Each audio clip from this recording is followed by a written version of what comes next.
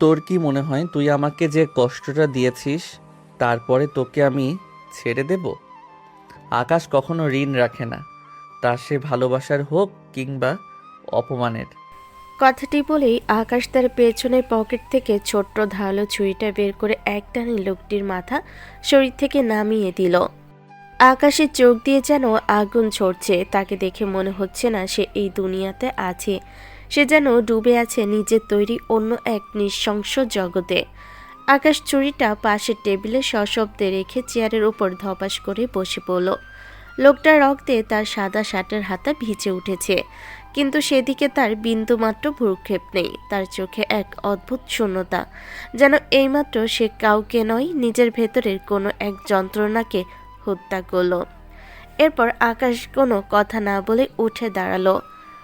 সাথে সাথেই কয়েকজন গার্ড এসে পরম মমতায় তার হাত ধুইয়ে দিল এবং ব্লেজারটা গায়ে পরিয়ে দিল। আকাশ নিজের সানগ্লাসটা চোখে লাগিয়ে এক বিধ্বংসী আভিজাত্য নিয়ে গোডাউন থেকে বেরিয়ে গেল। সে বেরোতেই দুপাশে দাঁড়িয়ে থাকা গণ্যমান্যরা মাথা নিচু করে তাকে সম্মান জানালো। গোডাউনের সামনে প্রায় 15টি কালো রঙের মার্সিডিজ লাইন ধরে দাঁড়িয়ে আছে। আকাশ কাছে যেতেই একজন গার্ড দ্রুত মাঝখানের গাড়িটির দরজা খুলে দিল। আকাশ ভেতরে বসতেই গাড়ি চলতে শুরু করলো। সে জানালার বাইরে তাকিয়ে কিছু একটা গভীর ভাবনায় মগ্ন ছিল। তার ব্যক্তিগত সহকর্মী হৃদয় পাশে বসে বারবার আকাশের দিকে তাকাচ্ছিল, কিছু একটা বলার জন্য উসখুস করছিল সে, কিন্তু আকাশের গম্ভীর মুখ দেখে কথা বলার সাহস পাচ্ছিল না। অবশেষে অনেক দ্বিধা কাটিয়ে সে মুখ খুলল। বস, এখন কি অফিসের দিকে যাব নাকি বাসার দিকে? অফিসে মিস্টার আজাদ এসেছেন আপনার সঙ্গে জরুরি কথা বলার জন্য। মিস্টার আজাদকে তুমি বলে দিও এখন আমার মিটিং করার মতো মানসিকতা নেই। আমি এখন নিজের সাথে সময় কাটাতে চাই। গাড়ি সোজা বাড়ির দিকে নিয়ে চলো। কথাটা আকাশ এতটাই গম্ভীর আর শীতল স্বরে বলল যে হৃদয়ের শিরদাঁড়া দিয়ে হিমস্রোত বয়ে গেল। সে আর দ্বিতীয়বার কোনো কথা বাড়ানোর সাহস পেল না। ড্রাইভার দ্রুত স্টিয়ারিং ঘুরিয়ে নিল আকাশের প্রাসাদের দিকে। বিশাল রাজপ্রাসাদ সম বাড়ির সামনে যখন গাড়িগুলো থামলো, তখন সেখানেই এক পিনপতন নীরবতা। আকাশ গাড়ি থেকে নেমে সোজা ভেতরে ঢুকে পড়ল। চারপাশে আভিজাত্য যেন তার একচ্ছত্র আধিপত্যের কথা বলছে। ড্রয়িং রুমে পা রেখেই সে তার গায়ের ব্লেজারটা খুলে সোফায় ছুঁড়ে মারল। আমাকে এক গ্লাস কড়া ড্রিঙ্কস দিয়ে যা। আর শোন, আজ রাতটা যেন আমাকে কেউ বিরক্ত না করে। প্রাসাদের এই তলায় আজ যেন কারো ছায়াও না পড়ে। যদি খুব জরুরি কিছু না হয়, তবে কারো পায়ের শব্দ শুনলে তার কপালে দুঃখ আছে। আকাশের এই হুঙ্কারে পুরো বাড়ির চাকর বাকর আর গার্ডরা তটস্থ হয়ে গেল। সে সিঁড়ি বেয়ে উপরে ওঠার সময় প্রতিটি ধাপে তার ব্যক্তিত্বের ভার অনুভূত হচ্ছিল। নিজের বেডরুমে ঢুকে সে বেলকনি স্লাইডিং ডোরটা খুলে দিল। বাইরের অন্ধকার আকাশের দিকে তাকিয়ে সে এক রহস্যময়ী হাসি হাসল, যে হাসির অর্থ উদ্ধার করা সাধারণ মানুষের সাধ্যের বাইরে। তার ডয়ের থেকে একটা পুরনো খাম বের করলো সে। খামটির দিকে তাকিয়ে তার চোয়াল শক্ত হয়ে এলো। এই সিংহাসন, এই ক্ষমতা, সবটাই আমার প্রতিশোধের হাতিয়ার। যারা ভেবেছিল আকাশ ফুরিয়ে গেছে, তারা জানে না এই আকাশ এখন বাজপাখি হয়ে তাদের মাথার উপর উঠছে। শিকার যখন হাতের মুঠোয় আসবে, তখন পালানোর পথটুকুও তারা খুঁজে পাবে না। গ্লাসের চুমুক দিয়ে সে রাতের অন্ধকারের সাথে একাত্ম হয়ে গেল। আন্ডারওয়ার্ল্ড কাঁপানো এই ডনের অন্তরালে কোনো ক্ষত লুকিয়ে আছে তা জানবার ক্ষমতা হয়তো কারণ নেই। আকাশের এই মৌনতা আসলে এক বড় ঝড়ের পূর্বাভাস।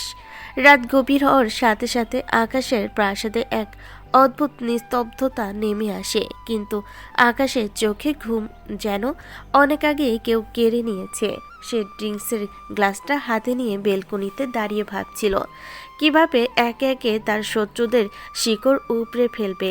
এমন সময় হৃদয়ের ফোনের কলটা তার নিস্তব্ধতা ভাঙল। হৃদয় সাধারণত এই সময় ফোন করার সাহস পায় না, কিন্তু আজকে খবরটা ছিল আগুনের মতো গরম। আমি কি তোকে বলিনি হৃদয়? আমি কি তোকে বলিনি হৃদয়? আজ রাতে আমাকে কেউ যেন বিরক্ত না করে। নিজের জীবনের মায়া কি তোর কমে গেছে যে এই অসময়ে আমায় ফোন করার দুঃসাহস দেখালি? বস, চরম বেয়াদবি হয়ে গেছে, মাফ করবেন। কিন্তু একটা বিশাল খবর আছে। আমাদের উত্তর দিকের শিপইয়ার্ডে ডেড স্কোয়াডের গ্রুপের লোকেরা হামলা করেছে। ওরা আমাদের 3 কোটি টাকার কন্টেইনার হাইজ্যাক করার চেষ্টা করেছে। আর সবচেয়ে বড় কথা, ওদের লিডার শমশের আপনার নাম মুখে খুব নোংরাভাবে গালিগালাজ করেছে। বলেছে আপনি নাকি এখন ইঁদুরের মতন গর্তে লুকিয়ে আছেন। কথাটা শুনে আকাশের জল শক্ত হয়ে গেল। গ্লাসের বাকি পানীয়টুকু এক চুমুকে শেষ করে সে গ্লাসটা সজোরে সামনের দেওয়ালে আছাড় মারল। ঝনঝন শব্দে কাছের টুকরোগুলো হীরের কণার মতো চারিদিকে ছড়িয়ে পড়ল। আকাশের চোখে এখন সেই খুনি নেশা, যা দেখে যমরাজও হয়তো থমকে যাবে। সে আর এক মুহূর্ত দেরি করল না। আলমারি থেকে তার প্রিয় গোল্ডেন প্লেটেড রিভলভার দুটো বের করে কোমরে গুজে নিল। পরনে কালো শার্টের হাতা গুটিয়ে সে যখন ড্রয়িং রুম দিয়ে নিচে নামলো, তখন পুরো হলরুমে এক থমথমে উত্তেজনা। প্রতিটি গার্ড যেন বুঝতে পারছে আজ রাতে কারোর রক্ত ঝরবে। গাড়ি বের কর। আজ কোনো সাধারণ গাড়ি নয়, আজ গ্যারেজ থেকে বেরোবে আমার বিস্ট, সেই কাস্টমাইজড কালো র্যাপটরটা। আর শোন, আজ কেউ আমার সাথে যাবি না, আমি একাই যাব। তোরা শুধু দূর থেকে ব্যাকআপ দিবি। আমার চূড়ান্ত সিগন্যাল না পাওয়া পর্যন্ত কেউ একটাও গুলি চালাবি না। আমি নিজে দেখতে চাই শমশেরের কত বড় কলিজা যে সে আকাশের ডেরায় হাত দেওয়ার সাহস পায়। হৃদয়ের বুক কেঁপে উঠল। বস একা যাবেন? সেখানে প্রায় 50 জন সশস্ত্র লোক আছে যারা খুনের নেশায় উন্মত্ত। কিন্তু আকাশের চোখে সেই রক্তিম দৃষ্টি যেন দ্বিতীয়বার কথা বলার সাহস কারোর হলো না। বিশাল দানবীয় গাড়িটা স্টার্ট দিয়ে আকাশ যখন ঝড়ের গতিতে প্রাসাদ থেকে বেরিয়ে গেল, তখন চাকার ঘর্ষণে রাস্তার আগুনের ফুলকি ছুটছিল। শিপইয়ার্ডে পৌঁছাতেই আকাশ দেখল চারিদিকে আগুনের লেলিহান শিখা। ডেড স্কোয়াডের লিডার শমশের তখন আকাশের লোকেদের উপর পৈশাচিক নির্যাতন চালাচ্ছে আর অট্টহাসি দিচ্ছে।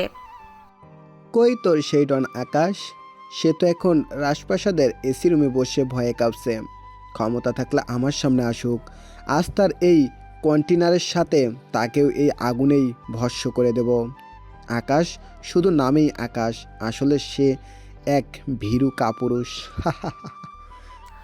শমশের কথা শেষ হওয়ার আগে এক বিকট শব্দে শিপইয়ার্ডের গেট ভেঙে ভেতরে ঢুকলো আকাশের কালো র্যাপটর।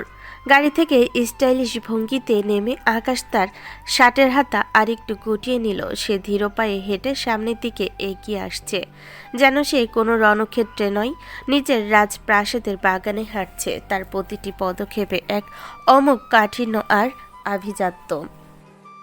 যমরাজ যখন দরজায় কড়া নাড়ে তখন মানুষ বড্ড বেশি প্রলাপ বকে।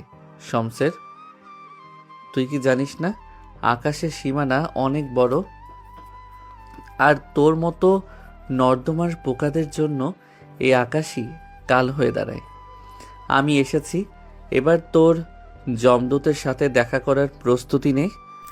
আকাশের গম্ভীর আর ধারালো কণ্ঠস্বর শুনে পুরো শিপইয়ার্ডে এক মুহূর্তের জন্য শ্মশানের নীরবতা নেমে এলো। শমশেরের লোকেরা সাথে সাথে বন্দুক তাক করলো আকাশের দিকে, কিন্তু আকাশের মুখে এক তাচ্ছিলের হাসি। সে বিন্দুমাত্র বিচলিত নয়। তার এই কিংমার্কা অ্যাটিটিউড দেখে খোদ শমশেরের ভেতরে ভেতরে ঘাম শুরু করেছে। তুই একা এসেছিস আকাশ? এত বড় দুঃসাহস তোর! তোর মৃত্যু আজ আমার হাতেই নিশ্চিত। ছেলেরা, দাঁড়িয়ে আছিস কেন?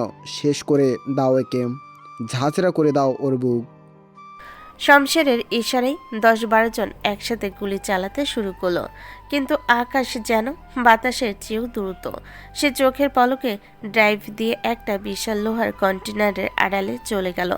পরক্ষণে লাফ দিয়ে উঠে দুহাতে তার গোল্ডেন রিভলভার থেকে গুলি চালাতে শুরু করলো। তার প্রতিটি বুলেট লক্ষ্যভেদ করছে, কারোর কপালে, কারোর বুকে। নিখুঁত নিশানায় শমশেরের লোকেরা একে একে মাটির সাথে মিশে যাচ্ছে। আকাশ যেন আজ এক বিধ্বংসী রক্তপিয়াসু মানবে পরিণত হয়েছে।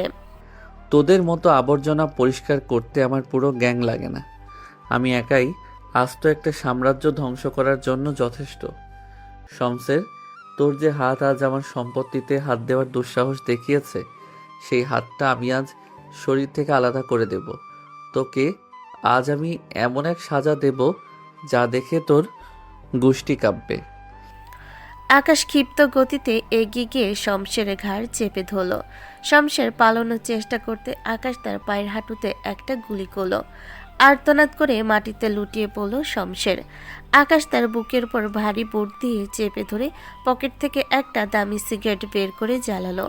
চারিদিকে তখন গোলাগুলি চলছে, কন্টেনারগুলো আগুনের তাপে তেতে উঠেছে, কিন্তু আকাশের নির্বিকার ভঙ্গি দেখে মনে হচ্ছে সে খুব প্রশান্তিতে কোনো খেলা দেখছে। আমাকে আমাকে ছেড়ে দাও আকাশ, আমি ভুল করেছি।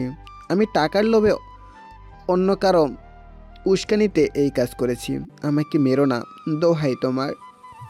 শমশেরের করুণ আরতি শুনে আকাশের ঠোঁটের কোণে এক পৈশাচিক হাসি ফুটে উঠল। সে সিগারেটের ধোঁয়া শমশেরের মুখে ছেড়ে দিয়ে মাথাটা নিচু করল। তার চোখ দুটো তখন জ্বলন্ত কয়লার মতো লাল হয়ে আছে। কে সেই উস্কানিদাতা? কার এত বড় স্পর্ধা যে সে আকাশের রাজত্বে ফাটল ধরাতে চায়? নামটা বল। হয়তো তোর মৃত্যুটা একটু কম যন্ত্রণাদায়ক করার কথা ভেবে দেখব, নইলে আজ তোকে জ্যান্ত পুড়িয়ে মারবো আমি। শমশের কাঁপতে কাঁপতে মুখ খোলার আগেই আকাশ দূর থেকে একটা লাল লেজার পয়েন্ট দেখতে পেল সরাসরি তার বুকের উপর। 1 সেকেন্ডের ভগ্নাংশে আকাশ সরে গেল এবং একটা স্নাইপার বুলেট এসে তার কাঁধের চামড়া ঘষে চলে গেল। আকাশ বুঝল আশেপাশে কোথাও খুব দক্ষ কোনো স্নাইপার ওত পেতে আছে, কিন্তু ভয় পাওয়ার তো আকাশের রক্ত নেই। সে রিভলভারটা শমশেরের কপালে ঠেকিয়ে কোনো দ্বিধা ছাড়াই ট্রিগার টেনে দিল। কোনো দয়া নেই, কোনো ক্ষমা নেই, সরাসরি পরপারের টিকিট। এরপর আকাশ তার হাতের পকেট রিমোটটা টিপতে শিপইয়ার্ডের পেছনে 3টে কন্টেনার বিকট শব্দে চেন রিয়াকশন বিস্ফোরণ ঘটল। আগুনের বিশাল বিশাল গোলা রাতের আকাশ ছিল। সেই আগুনে লিলিয়ান শিখার সামনে দাঁড়িয়ে আকাশের বিশাল ছায়াটা যেন পৌরাণিক দানবের মতো দেখাচ্ছিল। সে ধীর পায়ে নিজের গাড়ির দিকে ফিরে চলল। পেছনে পড়ে রইল লাশের স্তূপ আর দাও দাও করে জ্বলা ধ্বংস স্তূপ। হৃদয় আর বাকি গার্ডরা তখন সেখানে পৌঁছে তাদের বসের এই তাণ্ডব দেখে বাকরুদ্ধ হয়ে দাঁড়িয়ে আছে। বস, আপনি ঠিক আছেন তো? আপনার কাঁধ থেকে অনেক রক্ত পড়ছে। আমাদের এখনই হসপিটালে যেতে হবে। আকাশ গাড়িতে বসতে বসতে নিজের ক্ষত বিক্ষত কাঁধের দিকে একবার তাকালো। তার মুখে কোনো ব্যথার চিহ্ন নেই, বরং আছে এক অদ্ভুত তৃপ্তি। সে জানালার কাজটা নামিয়ে দিয়ে বাইরের অন্ধকারের দিকে তাকালো। এই সামান্য রক্ত তো কেবল বিজয়ের তিলক হৃদয়। আজ রাতে যে ধামাকাটা হলো তার খবর কাল সকালে যেন সেই অদৃশ্য মাস্টার মাইন্ডের কানে পৌঁছায়। সে যেন বুঝতে পারে আকাশের ডেরায় আক্রমণ করলে শুধু মৃত্যু নয়, নিশ্চিহ্ন হয়ে যেতে হয়। গাড়ি চালাও, আজ আমার মনে হচ্ছে শান্তি ফিরছে। তবে এটা তো কেবল শুরু, আসল খেলা তো এখনো বাকি। আকাশ গাড়ির সিটে মাথা হেলিয়ে দিয়ে চোখ বন্ধ করলো, কিন্তু তার অবচেতন মনে তখন সেই পুরনো জরাজীর্ণ ছবিটা ভেসে উঠছে। শিপইয়ার্ডের সেই ভয়াবহ তাণ্ডবের পর কেটে গেছে কয়েকটা দিন। আকাশের কাঁধের ক্ষতটা শুকিয়ে এলো, তার মনের ভেতরে প্রতিশোধের আগুনটা যেন আরও দাউ দাউ করে জ্বলছে। শহর জুড়ে তখন একটাই আলোচনা, আন্ডারওয়ার্ল্ডের সম্রাট আকাশ একাই ডেথ স্কোয়াডকে ধুলোয় মিশিয়ে দিয়েছে। কিন্তু আকাশ জানে এটা তো কেবল ট্রেলার ছিল, আসল সিনেমা এখনো বাকি। আজ আকাশের মনটা খুব অস্থির। সে একা ড্রাইভ করতে ভালোবাসে যখন সে খুব চিন্তায় থাকে, তাই কোনো বডিগার্ড চাই। নিজে সেই কালো রঙের বড় র্যাপটর গাড়িটা নিয়ে বেরিয়ে পড়ল শহরের নির্জন হাইওয়ের দিকে। অনেকদিন হলো বুক ভরে খোলা বাতাস নেই না। এই ক্ষমতাই সিংহাসন মাঝে মাঝে দম বন্ধ করে দেয়, কিন্তু আমাকে থামলে চলবে না। ওই অদৃশ্য শত্রুকে খুঁজে বের করতেই হবে। আকাশ যখন খুব দ্রুত গতিতে গাড়ি চালাচ্ছে, হঠাৎ তার পেছনের আয়নায় দেখলো 4টে স্পোর্টস বাইক আর 2টো কালো রঙের কাঁচ ঢাকা গাড়ি তাকে তাড়া করছে। আকাশের ঠোঁটের কোণে একটা বাঁকা হাসি ফুটে উঠল। সে বুঝল শত্রুরা তাকে একা পেয়ে সুযোগ ছাড়তে চাইছে না। সে গাড়ির স্পিড আরও বাড়িয়ে দিল। পেছন থেকে অনবরত গুলি চলতে শুরু করলো। একটা বুলেট আকাশের গাড়ির পেছনের কাঁচ ভেঙে ভেতরে ঢুকে গেল, কিন্তু আকাশ তাতে একটুও ঘাবড়েল না। তোরা ভেবেছিস আকাশকে এভাবে মাঝ রাস্তায় ঘিরে ধরবি? তোদের সাহস তো কম নয়। আজ তোদের চাকার নিচেই পিষে মারবো আমি। আকাশ হঠাৎ করে কড়া ব্রেক কষল। পেছনের বাইকওয়ালারা কিছু বুঝে ওঠার আগেই আকাশ গাড়িটা এক ঝটকায় ঘুরিয়ে নিয়ে সরাসরি বাইকগুলোর দিকে ধেয়ে গেল। এক নিমিষেই দুটো বাইক ছিটকে রাস্তার পাশের খাদে পড়ে গেল। আকাশ গাড়ি থেকে নেমে পড়ল। তার দুই হাতে দুটো চকচকে রিভলভার। সে যেন একাই একটা সেনাবাহিনী। শুরু হলো দুপক্ষের তুমুল গোলাগুলি। আকাশ এক একটা গাড়ির আড়াল নিচ্ছে আর নিখুঁত নিশানা শত্রুদের একের পর এক শেষ করে দিচ্ছে। কিন্তু শত্রুর সংখ্যাই অনেক বেশি ছিল। লড়াই করতে করতে আকাশ যখন প্রায় সবাইকে শেষ করে এনেছে, ঠিক তখনই দূর থেকে আসা একটি বিশাল ট্রাক সরাসরি আকাশের গাড়ির একপাশে জোরে ধাক্কা দিল। গাড়িটা কয়েক হাত পাল্টি খেয়ে রাস্তার পাশের একটা বড় গাছের সাথে ধাক্কা খেয়ে থেমে গেল। আকাশ মারাত্মকভাবে চোট পেল। তার মাথা ফেটে রক্ত গড়িয়ে পড়ছে। সে জ্ঞান হারাবার ঠিক আগের মুহূর্তে দেখল অনেক দূরে একটা আবছা মূর্তি তার দিকে এগিয়ে আসছে। এরপর তার চোখের সামনে সব অন্ধকার হয়ে গেল। ঠিক ওই সময় ওই নির্জন রাস্তা দিয়ে নিজের স্কুটি নিয়ে ফিরছিল তিথি। তিথি দেখতে খুব সাধন আর শান্ত স্বভাবের একটা মেয়ে। টিউশনি শেষ করে বাড়ি ফিরছিল সে। হঠাৎ রাস্তার উপর এই ধ্বংসলীলা দেখে সে থমকে দাঁড়ালো। ভয়ে তার বুক কাঁপছিল, কিন্তু উল্টে থাকা গাড়িটার ভেতর থেকে কারোর গঙ্গানির শব্দ শুনে সে নিজেকে স্থির রাখতে পারল না। ইয়া মাবুদ, এ কি অবস্থা? চারদিকে এত রক্ত কেন? এই মানুষটা কি বেঁচে আছে? আমাকে কিছু একটা করতেই হবে। এই অবস্থায় একে ফেলে গেলে লোকটা নির্ঘাত মারা যাবে। তিথি অনেক কষ্টে আকাশের গাড়ির দরজা খুলে তাকে টেনে বের করলো। আকাশের বিশাল শরীরটা টেনে বের করা তিথির মতো সাধারণ একটা মেয়ের জন্য প্রায় অসম্ভব ছিল। কিন্তু জানি না কোথা থেকে সে তখন সাহস আর শক্তি পেল। সে আকাশকে রাস্তার একপাশে নিরাপদ জায়গায় নিয়ে এলো। সে জানে না এই লোকটাকে, সে জানে না এই লোকটার আন্ডারওয়ার্ল্ডের ত্রাস মাফিয়া কিং।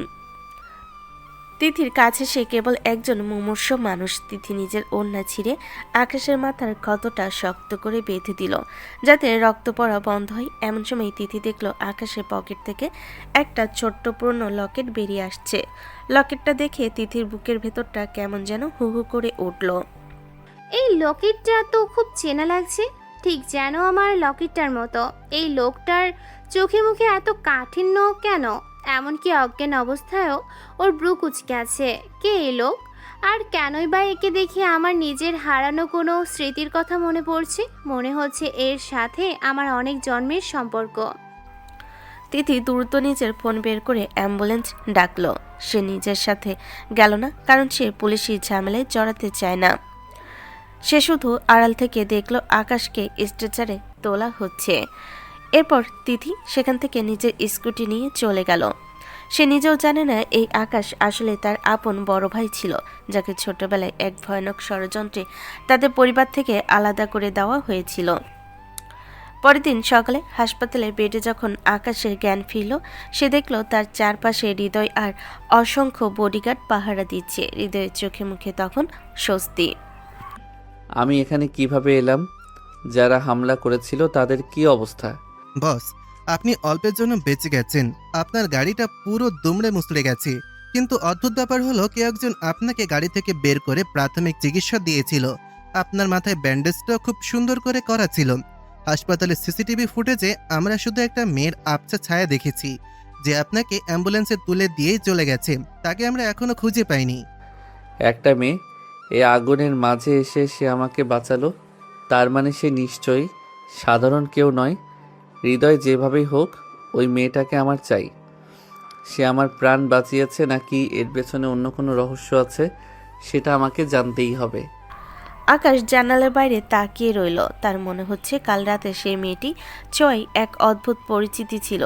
সে তার গলা লকেটটা হাত দিয়ে দেখল লকেটটা ঠিক আছে। আকাশের মনে এক বিচিত্র কৌতূহল দানা বাঁধল। সে তো মানুষকে কেবল মারতে শিখেছে, কেউ তাকে এভাবে নিঃস্বার্থভাবে বাঁচাতে পারে এটা তার ভাবনার বাইরে ছিল। অন্যদিকে তিথি তার ছোট্ট ঘরে বসে জানালা বাইরে তাকিয়েছিল। তার হাতে সেই লকেটের মতো দেখতে আরেকটি পূর্ণ ছবি। কাল যাকে বাঁচালাম লোকটার নামটাও তো জানা হলো না, কিন্তু ওর ওই লকেটটা আমাকে খুব অস্থির করে তুলছে। মা বলেছিল আমার একজন বড় ভাই আছে, সেও কি তবে এমন রাগী ছিল? লোকটাকে আবার কি দেখা পাবো? কেন জানি মনে হচ্ছে আমাদের আবারও দেখা হবে। আকাশ হাসপাতালের বেড থেকে উঠে দাঁড়ানোর চেষ্টা করলো। হাসপাতাল থেকে ফেরার পর আকাশের মেজাজ খুব খিটখিটে হয়ে আছে। তার মনে বারবার সেই মেয়েটির মুখ ভেসে উঠছে যে তার প্রাণ বাঁচিয়েছিল। কিন্তু আকাশ যখন নিজের অন্তর্মহলে এই রহস্য নিয়ে ভাবছে, তখন শহরের অন্ধকার কোণে বসে জুলফিকারের লোকেরা এক নোংরা পরিকল্পনা করছে। তারা ধরে নিয়েছে যে মেয়েটি আকাশকে ওভাবে জমে দুয়ার থেকে ফিরিয়ে এনেছে সে নিশ্চয়ই আকাশের কলিজার টুকরা কেউ। জুলফিকারের ডান হাত রাকা তার চামচাতে নিয়ে ঠিক করলো আকাশকে শায়েস্তা করতে হলে ওই মেয়েটাকে টোপ হিসাবে ব্যবহার করতে হবে। শোন তোরা, ওই মেয়েটাকে যেভাবেই হোক তুলে নিয়ে আয়। আকাশকে আমরা সামনে থেকে মারতে পারছি না, কিন্তু দুর্বল জায়গায় আঘাত করলে ও নিজে এসে আমাদের পায়ে পড়বে। হ্যাঁ,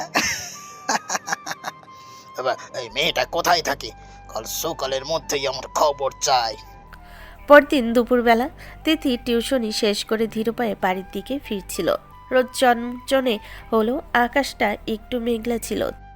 তিথি যখন একটা নির্জন গলি পার হচ্ছে, হঠাৎ একটা কালো মাইক্রোবাস তার সামনে এসে থামলো। কিছু বুঝে ওঠার আগেই গাড়ি থেকে দুজন গোন্ডা লোক নেমে এলো। তিথি ভয় পেয়ে পিছিয়ে যেতে চাইল, কিন্তু তারা খপ করে তিথির মুখ চেপে ধরল। তিথি হাত পা ছুঁড়ে বাঁচার চেষ্টা করলো, কিন্তু ওদের গায়ে জোরে কাছে সে পেরে উঠল না। তাকে চ্যাংদোলা করে গাড়িতে তুলে নিয়ে গাড়িটা ঝড়ের বেগে ধুলো উড়িয়ে চলে গেল। তিথিকে নিয়ে যাওয়া হলো শহরের একদম শেষ মাথায় একটা পুরনো ভাঙ্গাচোরা গুদামে। সেখানে চারিদিকে শুধু মাকড়সার জাল আর ধুলো। লোকগুলো তিথিকে একটা শক্ত কাঠের চেয়ারে বসিয়ে দড়ি দিয়ে হাত পা কষে বেঁধে দিল। তিথি যন্ত্রণায় আর ভয়ে ডুকরে কেঁদে উঠল। তার চোখের বাঁধন খুলতেই সে দেখল সামনে রাখা দাঁড়িয়ে এক পৈশাচিক হাসি হাসছে। আপনারা কারা? আমাকে কেন এভাবে ধরে এনেছেন? আমি তো গরিব মানুষ, টিউশনি করে চলি। আমার কাছে তো কোনো টাকা নেই, দয়া করে আমাকে ছেড়ে দিন। আমার মা বাড়িতে একা, আমার জন্য বসে আছে। চুপ কর ছুরি, তোর কাছে টাকা চাই না, আমরা চাই তোর ওই ডন আকাশের খবর। সত্যি করে বল, ওই আকাশের কে হস তুই? সে রাতে তুই কেন নিজের জীবন বাজি রেখে ওকে বাঁচাতে গেলি? আর আকাশ এখন কোথায়? ওর ওর আসল আস্তানাটা কোথায় আমাদের বল। আকাশ? কোন আকাশের কথা বলছেন? আমি কিছুই বুঝতে পারছি না। আমি কোনো ডনকে চিনি না। সেদিন রাতে একটা লোককে রাস্তায় রক্তাক্ত অবস্থায় পড়ে থাকতে দেখেছিলাম, তাই মানুষ হিসেবে তাকে সাহায্য করেছি। এছাড়া আমি আর কিছুই জানি না। আপনারা ভুল করছেন, আমি সত্যিই কাউকে চিনি না। তিথির কথা শুনে রাখার আগে ফেটে পড়ল। সে মনে করলো তিথি ইচ্ছে করে সত্যি কথা গোপন করছে। রাখা ধীর পায়ে তিথির সামনে গিয়ে দাঁড়ালো। তার চোখে তখন খুনের নেশা। সে হাত বাড়িয়ে তিথির চিবুকটা শক্ত করে ধরল। তিথি ব্যথায় কুকড়ে উঠল। রাখা ছাড়ল না। ঢং করিস না, আকাশকে চিনিস না বললেই আমরা বিশ্বাস করবো? হ্যাঁ, তুই যদি মুখ না খুলিস তবে তোকে এখন এখান থেকে কেউ আস্ত নিয়ে যেতে পারবে না। বল আকাশ কোথায়, বল। ওর সাথে তোর কিসের সম্পর্ক? আমি সত্যি বলছি, আমি তাকে চিনি না। ওনার নাম যে আকাশ সেটাও আমি আপনাদের মুখ থেকে প্রথম শুনলাম। আমি শুধু একজন মুমূর্ষু মানুষকে হাসপাতালে পাঠিয়েছি। দয়া করে বিশ্বাস করুন, আমাকে যেতে দিন। রাকে এবার হিতাহিত জ্ঞান হারিয়ে সজোরে তিথির গালে একটা চড় মারল। চড়ের চোটে তিথির মাথাটা ঘুরে গেল। তার ঠোঁটের কোণে ফেটে টাটকা রক্ত গড়িয়ে পড়ল। তিথি যন্ত্রণায় চিৎকার করে উঠল, কিন্তু সেখানে তার চিৎকার শোনার মতো কেউ ছিল না। রাকা যেন এতে আরও আনন্দ পেল। সে আবারও তিথির উপর হাত তুলল। পরপর কয়েকটা থাপ্পড় আর ধাক্কায় তিথি চেয়ার সহ মেঝেতে পড়ে গেল। তার সারা শরীর ব্যথায় নীল হয়ে উঠেছে, কিন্তু সে সত্যি কিছু জানে না। মুখ খুলবি নাকি তোর এই সুন্দর চেহারাটা আমি চুড়ি দিয়ে চিরে দেবো? বল বল আকাশ কোথায়? ঠিক সেই সময় আকাশের প্রাসাদে আকাশ তার রিভলভার পরিষ্কার করছিল। হঠাৎ হৃদয় দৌড়ে রুমে ঢাকলো। হৃদয়ের কপালে বিন্দু বিন্দু ঘামার আতঙ্ক।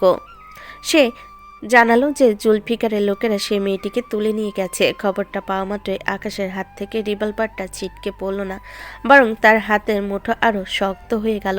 তার জল শক্ত হয়ে এলো, চোখ দিয়ে যেন আগুনের ফুলকি বেরোতে লাগলো। হৃদয়, ওরা আমার প্রাণদাতাকে স্পর্শ করার সাহস দেখিয়েছে। আকাশ থাকতে কেউ ওর গায়ে হাত দেবে এতটা ক্ষমতা ওদের হয়ে গেছে? গাড়ি বের কর। আজ কোনো গানম্যান যাবে না, আজ আমি একা যাব। যারা ওই মেয়েটার চোখের জল ফেলেছে তাদের শরীর থেকে আমি আজ রক্ত বের করব। আকাশ তার বাইকটা স্টার্ট দিয়ে বাতাসের গতিতে গুদামের দিকে রওনা দিল। তার মাথায় তখন একটাই চিন্তা, তিথি। সে জানে না মেয়েটার নাম কি, কিন্তু তার ভেতরে একটা অংশ চিৎকার করে বলছে ওকে বাঁচাতে হবে। গোদাম ঘরে তখন রাখা একটা চাবুক নিয়ে তিথির দিকে এগিয়ে যাচ্ছিল। তিথি তখনও আধো অজ্ঞান অবস্থায় পড়ে আছে। শেষবারের মতো বলছি, বল আকাশ কোথায়? মুখ খুলবি নাকি এবার চাবুকের বাড়ি খাবি? রাখা চাবুকটা উপরে তুলতে একটা বিকট শব্দে গুদামের গেটটা ভেঙে চুরমার হয়ে গেল। ধোয়ার আড়াল থেকে এক ভয়ঙ্কর রূপ নিয়ে ভেতরে ঢুকলো আকাশ। তাই দুহাতে দুটো গোল্ডেন রিভলভার গর্জে উঠল। মুহূর্তের মধ্যে রাখার দুই চামচা মাটিতে লুটিয়ে পড়ল। আকাশকে দেখে রাখার কলিজা শুকিয়ে গেল। সে দ্রুত তিথিকে আড়াল করে বন্দুক ধরতে চাইল, কিন্তু আকাশ তার চেয়েও দ্রুত। সে এক দৌড়ে গিয়ে রাখার কবজি ধরে এমন এক মোচড় দিল যে হাড় ভাঙ্গার শব্দ পুরো গোদামে প্রতিধ্বনিত হলো। তুই ওর গায়ে হাত দিয়েছিস? তুই জানিস না আকাশ যার উপর ছায়া দেয় তাকে ছোঁয়ার ক্ষমতা খোদ যমরাজের নেই। তোর যে হাত ওকে আঘাত করেছে সেই হাত আমি আজ গুড়িয়ে দেব। আকাশ বাঘের মতো রাকার উপর চড়াও হলো। সে কোনো অস্ত্র নয়, বরং নিজের রাগের আগুনে রাকাকে শেষ করে দিচ্ছে। এক একটা লাথি ঘুষিতে রাকা রক্তাক্ত হয়ে গেল। এরপর আকাশ ধীর পায়ে তিথির দিকে এগিয়ে গেল। তিথি তখন অস্পষ্ট স্বরে কাঁপছিল। আকাশ নিচু হয়ে পরম মমতায় তিথির বাঁধনগুলো খুলে দিল। তিথি চোখ মেলে আকাশকে দেখতে ভয়ে আর আবেগে তাকে জড়িয়ে ধরল। আপনি এসেছেন? ওরা আমাকে খুব মেরেছে। আমি তো সত্যি ওদের কিছু বলিনি, আমি খুব ভয় পাচ্ছিলাম। আর ভয় নেই, আমি এসে গেছি। তোকে যারা ছুঁয়েছে তাদের আমি আজ দুনিয়া থেকে মুছে দেব। তুই এখন থেকে আমার আশ্রয়ে আছিস। আকাশ তিথিকে পাজকোলা করে তুলে নিল। তিথি আকাশের বুকের মাঝে এক অজানা শান্তি আর নিরাপত্তা খুঁজে পেল। আকাশের শার্টের হাতা দিয়ে সে তিথির ঠোঁটের রক্তটুকু মুছে দিল। তার কঠোর মনও আজ এক ফালি মায়া খেলা করছে। আকাশ যখন তিথিকে নিয়ে গুদাম থেকে বেরিয়ে আসছিল তখন তার চোখে ছিল ভয়ঙ্কর প্রতিশোধের আগুন। সে জানে এই মেয়েটি তাকে বাঁচিয়েছিল, আর এখন থেকে এই মেয়েটিকে বাঁচিয়ে রাখা আকাশের জীবনের সবচেয়ে বড় লক্ষ্য। সে ভাঙ্গাচোরা গুদাম থেকে তিথিকে উদ্ধার করে আকাশ যখন নিজের কালো র্যাপটর গাড়িতে তুলল তখন তার নিজের শ্বাস প্রশ্বাস যেন ভারী হয়ে আসছিল। আকাশ কোনোদিন কারোর জন্য এত অস্থির হয়নি। সে সবসময় শক্ত হৃদয়ের মানুষ হিসাবেই পরিচিত, কিন্তু আজ এই সাধারণ মেয়েটার রক্তাক্ত মুখ দেখে তার ভেতরটা দুমড়ে মুচড়ে যাচ্ছে। আকাশ গাড়ির স্পিড বাড়িয়ে দিল। তার এক হাতে স্টিয়ারিং আর অন্য হাত দিয়ে সে পেছনের সিটে আধো অজ্ঞান অবস্থায় থাকা তিথির হাতটা শক্ত করে ধরে রেখেছে। হৃদয়, ডাক্তারকে ফোন কর। আমি প্রাসাদে পৌঁছানোর আগেই যেন আমাদের ফ্যামিলি ডক্টর সেখানে হাজির থাকে। আর শমশেরের যে কয়টা লোক বেঁচে আছে তাদের যেন কালকের সূর্য দেখতে না হয়। আমার শহরে আমার মানুষকে হাত দেওয়ার সাহস ওরা পায় কি করে? আকাশের গর্জনে গাড়ির ভেতরটা কেঁপে উঠল। হৃদয়ের সাথে সাথে ফোনে সবাইকে নির্দেশ দিতে শুরু করলো। কিছুক্ষণ পর গাড়িটা বিশাল রাজপ্রাসাদের সামনে এসে থামলো। আকাশ নিচে গাড়ি থেকে নেমে তিথিকে পাজাকোলা করে কোলে তুলে নিল। প্রাসাদের সব কাজের লোক আর গার্ডরা হা করে তাকিয়ে আছে। তারা জীবনে প্রথমবার দেখছে তাদের বস কোনো মেয়েকে এভাবে পরম মমতায় কোলে নিয়ে ভিতরে ঢুকছে। আকাশ সোজা তাকে নিয়ে তার নিজের রাজকীয় বেডরুমে গেল এবং নরম বিছানায় শুইয়ে দিল। ডাক্তার দেখুন ওর কি অবস্থা। ওর ঠোঁট ফেটে রক্ত বেরোচ্ছে, সারা শরীরে মায়ের দাগ। ওই জানোয়ারগুলো ওকে অনেক কষ্ট দিয়েছে। ওর যেন দ্রুত জ্ঞান ফেরে, সেই ব্যবস্থা করুন। ডাক্তার খুব সাবধানে তিথিকে পরীক্ষা করতে লাগলেন। আকাশের চেহারে তখন ছটফটানি। সে রুমের এপাশ থেকে ওপাশ হাঁটছে। তার মনে হচ্ছে এই মেয়েটার জায়গায় আজ যদি তার হারিয়ে যাওয়া বোনটা থাকতো তবে সে হয়তো এভাবেই পাগল হয়ে যেত। কিছুক্ষণ পর ডাক্তার তিথির কপালে একটা ব্যান্ডেজ করে দিলেন এবং স্যালাইন লাগিয়ে দিলেন। ভয় পাবেন না আকাশ সাহেব, মেয়েটা খুব ভয় পেয়েছে আর শরীর অনেক দুর্বল হয়ে গেছে। ওই চট থাপ্পড়ের কারণে ওর নার্ভে একটু চাপ পড়েছে, তবে কয়েক ঘন্টা বিশ্রাম নিলে জ্ঞান ফিরে আসবে। আমি কিছু ওষুধ লিখে দিচ্ছি। ডাক্তার চলে যাওয়ার পর আকাশ তিথির শিওরে এসে বসলো। তিথির শান্ত মুখটা তার দিকে তাকিয়ে থাকতে থাকতে আকাশের মনে পড়ল ছোটবেলার সেই দিনের কথা, যেদিন তার ছোট বোন তিথিকে তার কাছ থেকে কেড়ে নেওয়া হয়েছিল। ঠিক এই মেয়েটার মতোই তার বোনেরও গালের বাম পাশে একটা ছোট্ট তিল ছিল। আকাশ নিজের অজান্তে তিথির মাথায় হাত রাখলো। ঠিক সেই সময় তিথির হাত থেকে একটা পুরনো লকেট খসে বিছানায় পড়ল। আকাশ লকেটটা হাতে তুলে নিতেই তার সরাসরি যেন বিদ্যুৎ স্পষ্ট হলো। এ কি? এই লকেটটা তো আমাদের বংশের সেই আদি লকেট, যেটা আমার বাবা আমার বোনকে পরিয়ে দিয়েছিলেন। এই মেয়েটার কাছে এটা কেন? তবে কি এই মেয়েটি আমার? না, এটা হতে পারে না। এত বছর পর আমার বোন আমার সামনে আসবে। আকাশের চোখের কোণে এক ফোঁটা জল চিকচিক করে উঠল। সে লকেটটা নিজের পকেটে রাখা অন্য একটি ছবির সাথে মেলাতে চাইল। ঠিক সেই মুহূর্তে তিথি হালকা নড়ে উঠল এবং অস্পষ্ট স্বরে মাকে ডাকতে লাগলো। আকাশের বুকের ভেতরটা মোচড় দিয়ে উঠল। সে তিথির আরো কাছে ঝুঁকে এলো। মা, মা তুমি কোথায়? আমাকে মেরো না, আমি সত্যি কিছু জানি না, দয়া করে আমাকে ছেড়ে দিন। ভয় নেই, শান্ত হও। কেউ তোমাকে মারবে না। তুমি এখন নিরাপদ। আমি আকাশ, আমি তোমাকে এখানে নিয়ে এসেছি। তোমাকে আর কেউ কোনোদিন স্পর্শ করতে পারবে না। তিথি ধীরে ধীরে চোখ খুলে চারপাশটা দেখলো। এত বিশাল সুন্দর আর ঘর সে জীবনেও দেখেনি। তার সামনে দাঁড়িয়ে থাকা এই ভয়ঙ্কর মানুষটা চোখে এখন আর কোনো রাগ নেই, বরং সেখানে এক অদ্ভুত মায়া খেলা করছে। তিথি আকাশকে দেখে একটু লজ্জা পেল এবং উঠে বসার চেষ্টা করলো। আপনি আপনি আমাকে বাঁচিয়েছেন। আমি তো ভেবেছিলাম আমি আর বাঁচবই না। ওরা আমাকে কেন মারছিল আমি এখনো জানিই না। আপনার জন্যই তো আজ আমার এই অবস্থা, তাই না? হ্যাঁ, আমার কারণে তোমাকে এই কষ্টটা সইতে হয়েছে। কিন্তু কথা দিচ্ছি, যারা তোমাকে কষ্ট দিয়েছে তাদের আমি এমন শাস্তি দেব যে তারা মরার জন্য দোয়া চাইবে। তোমার নাম কি আর তোমার বাড়ি কোথায়? আমার নাম তিথি। আমি টিউশনি করি আর আমার মার সাথে একটা ছোট্ট বাসে থাকি। আমার বাবা নেই, মাই আমার সব। আমি এখন বাড়ি যেতে চাই। আমার মা খুব দুশ্চিন্তা করছেন। তিথি নামটা শোনা মাত্রই আকাশের হার্টবিট যেন বন্ধ হয়ে যাওয়ার উপক্রম হলো। তার বোনের নামও ছিল তিথি। সে নিজেকে কোনো মতে সামলে নিল। সে এখনই তিথিকে কিছু বলতে চায় না। সে আগে নিশ্চিত হতে চায় যে এই মেয়েটি তার হারিয়ে যাওয়া রক্ত কিনা। তোমার শরীর এখনো খুব দুর্বল তিথি। তুমি এখনই বাড়ি যেতে পারবে না। আমি আমার লোক পাঠিয়ে তোমার মাকে খবর দিয়েছি যে তুমি একটা কাজে একটু বাইরে আছো। আজ রাতটা এখানেই থাকো, কাল সকালে আমি নিজে তোমাকে পৌঁছে দেব। আপনি আমার জন্য এত কিছু কেন করছেন?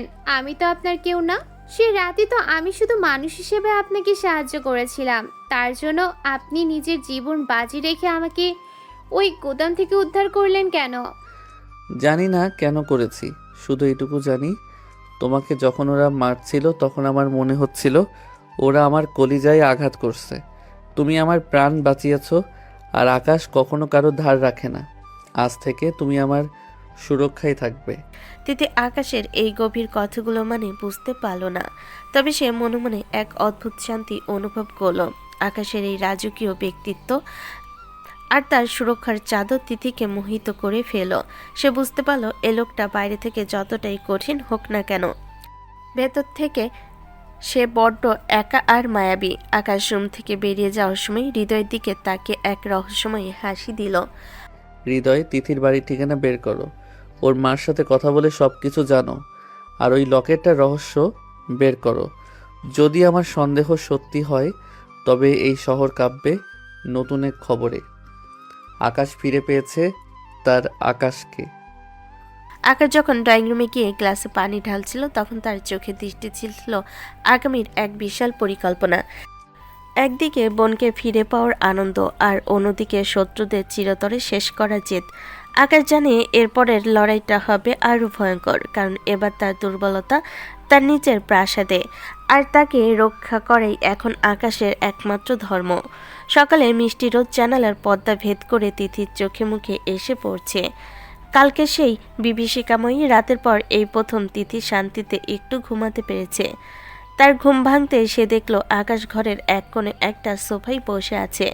তার হাতে একটা কফির কাপ থাকলেও দৃষ্টি ছিল জানালার বাইরে। আকাশের দিকে। আকাশকে ওভাবে বসে থাকতে দেখে তিথি একটু অপ্রস্তুত হয়ে পড়ল এবং গায়ের চাদরটা ঠিক করে খুব সাবধানে বিছানার উঠে বসলো। ঘুম ভেঙেছে তোমার? শরীরের ব্যথাটা কি একটু কমেছে? বেশি জোর করো না, ডাক্তার বলেছে তোমার বিশ্রামের প্রয়োজন। আমি এখন অনেকটা ভালো আছি, কিন্তু আপনি এখানে সারা রাত এভাবে বসেছিলেন। আপনার নিজেরও তো বিশ্রাম দরকার। আমার জন্য আপনি অনেক কষ্ট করেছেন। এখন দয়া করে আমাকে আমার মায়ের কাছে পৌঁছে দিন। মা হয়তো সারা রাত আমার চিন্তায় ঘুমাননি। আকাশের মনে তখন তোলপাড় চলছে, কিন্তু সে তা প্রকাশ হতে দিল না। সে কাল সারাত ওই লকেটটার দিকে তাকিয়ে ভেবেছে এটা কি আসলেই সম্ভব। সে তিথির কথায় সরাসরি কোনো উত্তর না দিয়ে গম্ভীর মুখে উঠে দাঁড়ালো। আকাশ তার দামি কালো ব্লেজারটা গায়ে জড়িয়ে নিল এবং তিথিকে ইশারায় তৈরি হতে বলে রুম থেকে বেরিয়ে গেল। তার প্রতিটি পদক্ষেপ ছিল এক অমোঘ কাঠিন্য। কিছুক্ষণ পর আকাশের বিশাল কালো মার্সিডিজ গাড়িটা শহরের অলিগলি পেরিয়ে একটা ছিমছাম পাড়ার সামনে এসে থামল। এলাকাটা খুব একটা উন্নত নয়, কিন্তু খুব শান্ত। তিথি যখন তার বাড়ির গলিটা দেখিয়ে দিল, আকাশের বুকের ভেতরটা ধপ করে জ্বলে উঠল। এই গলিটা তার বড্ড চেনা, কারণ ছোটবেলায় সে এখানে ধুলোবালি মেখে খেলা করত। গাড়ি থেকে নেমে আকাশ যখন তিথির সাথে তার ছোট্ট বাড়ির দরজার সামনে গিয়ে দাঁড়ালো, তখন তার হাত দুটো অজানা আশঙ্কায় কাঁপছিল। তিথি দরজার কড়া নাড়ল। ভেতর থেকে ভেসে এলো এক নারী কণ্ঠ, যার শোনা মাত্রই আকাশের পায়ের তলার মাটি সরে গেল। আচ্ছি মা, এত দেরি কেন করলি? আমি সারাটা রাত জানালার ধারে বসে কাটিয়েছি। দরজাটা খুলতেই সামনে এসে দাঁড়ালেন এক মাঝবয়সী মহিলা। সাদা সুধীর শাড়ি, মুখে বয়সের ছাপ থাকলেও এক অদ্ভুত মায়া জড়িয়ে আছে। মহিলাকে দেখা মাত্রই আকাশের চোখের সামনে 15 বছর আগে সব স্মৃতি মতো ভেসে উঠল। ইনি তার মা, যাকে সে একদিন মৃত বলে জেনে এসেছে। আজ নিজের চোখের সামনে মাকে জীবিত দেখে আকাশ যেন বাকরুদ্ধ হয়ে গেল। তার চোখের কোণে অজান্তে জল চলে এলো, কিন্তু সে দ্রুত নিজেকে সামলে নিল। তুই ঠিক আছিস তো মা? কোনো বিপদ হয়নি তো? এই লোকটাকে, এনার সাথে কি তুই কাজে গিয়েছিলি? হ্যাঁ মা, ইনি আকাশ সাহেব। ওনার জন্যই আমি কাজটা পেয়েছি, আর উনি আমাকে নিরাপদে পৌঁছে দিলেন। তিথির মা এবার সরাসরি আকাশের দিকে তাকালেন। আকাশ তখন পাথরের মূর্তির মতো দাঁড়িয়ে কাঁপছিল। মনে হচ্ছিল এখনই চিৎকার করে মাকে জড়িয়ে ধরে বলে যে তার হারিয়ে যাওয়া ছেলে ফিরে এসেছে। কিন্তু পরক্ষণেই তার মনে পড়ল আন্ডারওয়ার্ল্ডের শত্রুদের কথা। মায়ের জীবন রক্ষার্থে আকাশকে আজ নিজের আবেগ পাথর করে ফেলতে হলো। তিথির মা পরম মমতায় আকাশের কপালে হাত দিতে চাইলেন, কিন্তু আকাশ এক ঝটকায় পিছিয়ে গিয়ে নিজের চোখের জল আড়াল করার জন্য কালো চশমাটা পরে নিল। আপনি এমন করছেন কেন বাবা? আপনার চোখ দুটো বড্ড লাল দেখাচ্ছে। আপনাকে দেখে কেন জানি আমার খুব চেনা চেনা লাগছে। আপনি কি আমাকে কিছু বলবেন? আপনার মধ্যে আমি কার ছায়া যেন দেখতে পাচ্ছি। আপনার নামটা কি জানতে পারি বাবা? আমার নাম আকাশ, আর চেনা লাগার কোনো কারণ নেই। আমি প্রথম আপনার সামনে এসেছি। ধুলোবালি পড়ে চোখে জ্বালা করছিল, তাই চোখ লাল হয়েছে। তিথি ঠিক আছে, ওকে সাবধানে রাখবেন। আমার হাতে সময় খুব কম, আমাকে এখন যেতে হবে। আকাশ আর এক মুহূর্ত সেখানে দাঁড়ালো না। সে প্রায় দৌড়ে গিয়ে গাড়িতে বসলো। গাড়ি স্টার্ট দিয়ে সে ঝড়ের গতিতে সেখান থেকে বেরিয়ে গেল। লুকিং গ্লাসে দেখলো তার মা এখনো দরজায় দাঁড়িয়ে তার চলে যাওয়া রাস্তার দিকে তাকিয়ে আছেন। আকাশ কিছুটা দূরে যেতেই আকাশ স্টিয়ারিংয়ে সজোরে ঘুষি মারল এবং চিৎকার করে নিজের সব যন্ত্রণা উগরে দিল। তার মনে হলো এই ক্ষমতা আর এই টাকা সব বৃথা যদি সে নিজের মাকে মা বলে ডাকতে না পারে। কেন আমার সাথে এমন করছো খোদা? 15 বছর পর মাকে সামনে পেয়েও আমি পরিচয় দিতে পারলাম না। আমি যদি আজ আবেগের বশে পরিচয় দেই, তবে কালই শত্রুরা ওনার বুক ঝাঁঝরা করে দেবে। আমি সেটা হতে দেব না। যতক্ষণ না আমি সব শত্রুকে শেষ করছি, ততক্ষণ আমি ওদের জন্য শুধুই একজন অচেনা মাফিয়া ডন। আকাশ নিচে চোখের জল মুছে নিয়ে চোখে এক পৈশাচিক জিদ নিয়ে এলো। সে বুঝতে পারল তার মা আর বোন এতদিন তার শত্রুদের চোখের আড়ালেই ছিল, এই সাধারণ বাড়িতে বেঁচে ছিল। আকাশ গাড়ির ফোনটা তুলে তার অ্যাসিস্ট্যান্ট হৃদয়কে কল করলো। আকাশের কণ্ঠস্বর তখন বরফের মতো শীতল।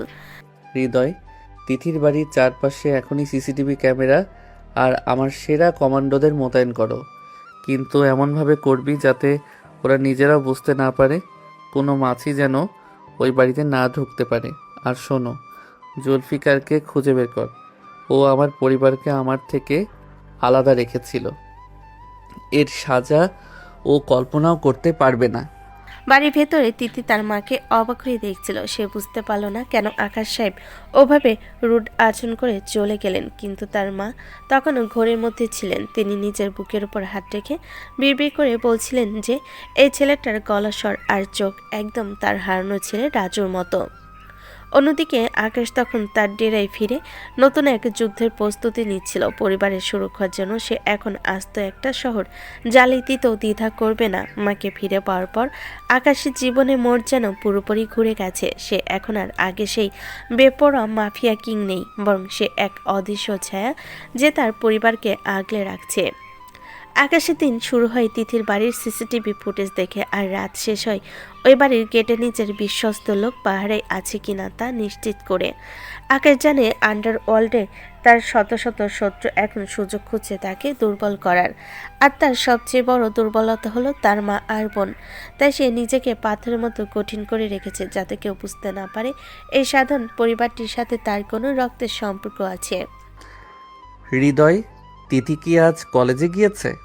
ওর আশেপাশে যারা ছদ্মবেশে আছে তারা যেন এক মুহূর্তের জন্য নজর না সরায়। আর শোন, ভুল করেও যেন আমার নাম ওদের সামনে না আসে। ওরা জানবে ওদের ওপর উপরিওয়ালা কোনো শক্তির আশীর্বাদ আছে, কিন্তু সেই শক্তিটাকে সেটা গোপনই থাকবে। আকাশের এই নির্দেশে হৃদয় মাথা নিচু করে সায় দিল। আকাশ তার বিশাল অফিসের জানালার পাশে দাঁড়িয়ে শহরের দিকে তাকিয়ে এক দীর্ঘশ্বাস ফেল। সে নিজেকে তিথির সামনে থেকে সরিয়ে নিয়েছে ঠিকই, কিন্তু তার মন সারাক্ষণ ওই ছোট্ট বাড়িটাতেই পড়ে থাকে। ওদিকে তিথি বেশ কয়েকদিন ধরে এক অদ্ভুত অভিজ্ঞতার মধ্য দিয়ে যাচ্ছে। সে যখন রাস্তা দিয়ে হাঁটে তার মনে হয় কেউ একজন দূর থেকে তাকে পাহারা দিচ্ছে। প্রথম প্রথম সে ভয় পেত, কিন্তু এখন সে খেয়াল করছে যে ওই অদৃশ্য ছায়াটা আসলে তাকে বিপদ থেকে বাঁচাচ্ছে। একদিন কলেজ থেকে ফেরার পথে কয়েকজন বখাটে ছেলে তিথির পথ আটকে দেয়ালো। তারা যখন তিথিকে উত্ত্যক্ত করছিল, ঠিক কোথা থেকে কয়েকজন স্যুট পরা লোক এসে হাজির হলো। কোনো কথা না বলে তারা ওই বখাটেদের এমনভাবে শিক্ষা দিল যে তারা এলাকা ছেড়ে পালালো। তিথি অবাক হয়ে তাদের পরিচয় জানতে চাইল, কিন্তু তারা কোনো উত্তর না দিয়ে ভিড়ের মধ্যে মিশে গেল। তিথি বাসে ফিরে মাকে সবটা খুলে বলল। মা, ইদানি খুব অদ্ভুত সব কাণ্ড করছে জানো। আজকেও কয়েকজন গুন্ডা আমার পথ আটকিয়েছিল, কিন্তু মুহূর্তের মধ্যে কিছু অচেনা লোক এসে আমাকে বাঁচালো। শুধু তাই নয়, কাল আমাদের বাজার করার সময় দেখলাম কে যেন বিলটা আগেই দিয়ে রেখেছে। আমাদের জীবনে যেন কোনো এক জাদুর ছোঁয়া লেগেছে। তুমি কি বুঝতে পারছো মা, এসব কেন হচ্ছে? আমিও তো তাই ভাবছি মা। আমাদের পাড়ার মুদি দোকানদার বলল কে একজন নাকি 1 বছরের চাল ডাল আর তেলের টাকা দিয়ে গেছে। আমাদের কোনো অভাবেই হতে দিচ্ছে না কেউ। আমার শুধু সেই আকাশ ছেলেটার কথাই বারবার মনে পড়ছে। ওর চোখ দুটো আর গলার স্বর আমাকে কেন জানি খুব টানে, কিন্তু ওই দিন ও যেভাবে হুট করে চলে গেল তাতে তো মনে হয় না সে আমাদের চেনে।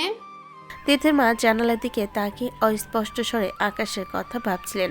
তার অবচেতন মন বারবার বলছে ওই ছেলেটাই তার রাজু, কিন্তু যুক্তিতে সে তা মেলাতে পারছে না।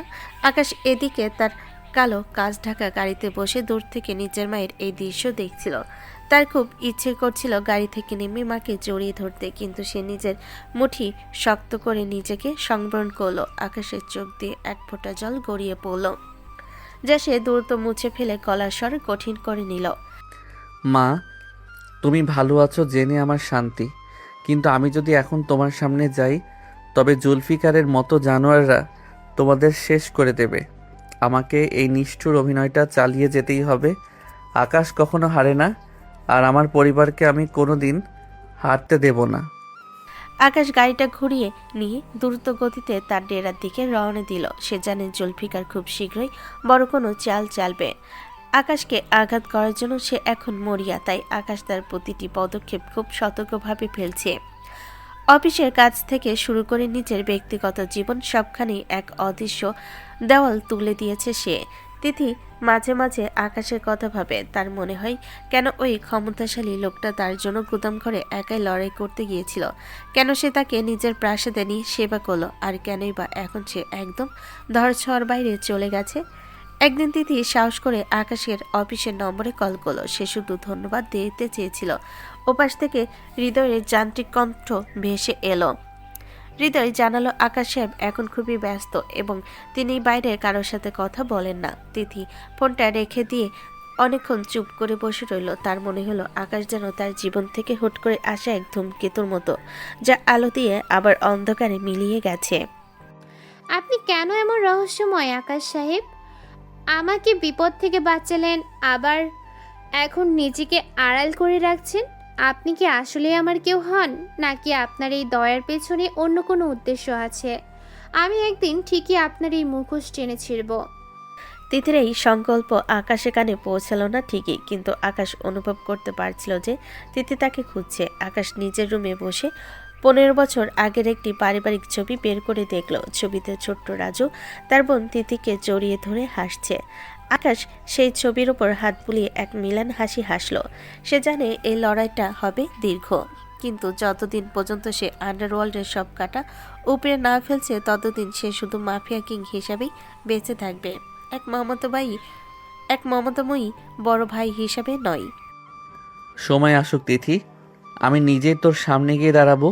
সেদিন তুই তোর দাদাকে চিনতে পারবি, কিন্তু তার আগে আমাকে এই শহরের প্রতিটি শত্রুকে কবর দিতে হবে। আকাশ যখন ফিরে আসে তখন সে শুধু বিজয়ী হয়েই ফেরে। রাত গভীর হওয়ার সাথে সাথে আকাশের প্রাসাদে ষড়যন্ত্রের গন্ধ আরও ঘনীভূত হতে থাকে। জুলফিকারের লোকেরা তিথির বাড়ির আশেপাশে ঘোরাঘুরি করছে ঠিকই, কিন্তু আকাশের কমান্ডারদের নিশ্ছিদ্র পাহারার কারণে তারা ভেতরে ঢোকার কোনো পথ পাচ্ছে না। আকাশ তার ল্যাপটপের স্ক্রিনে সবটা নজরদারি করছে।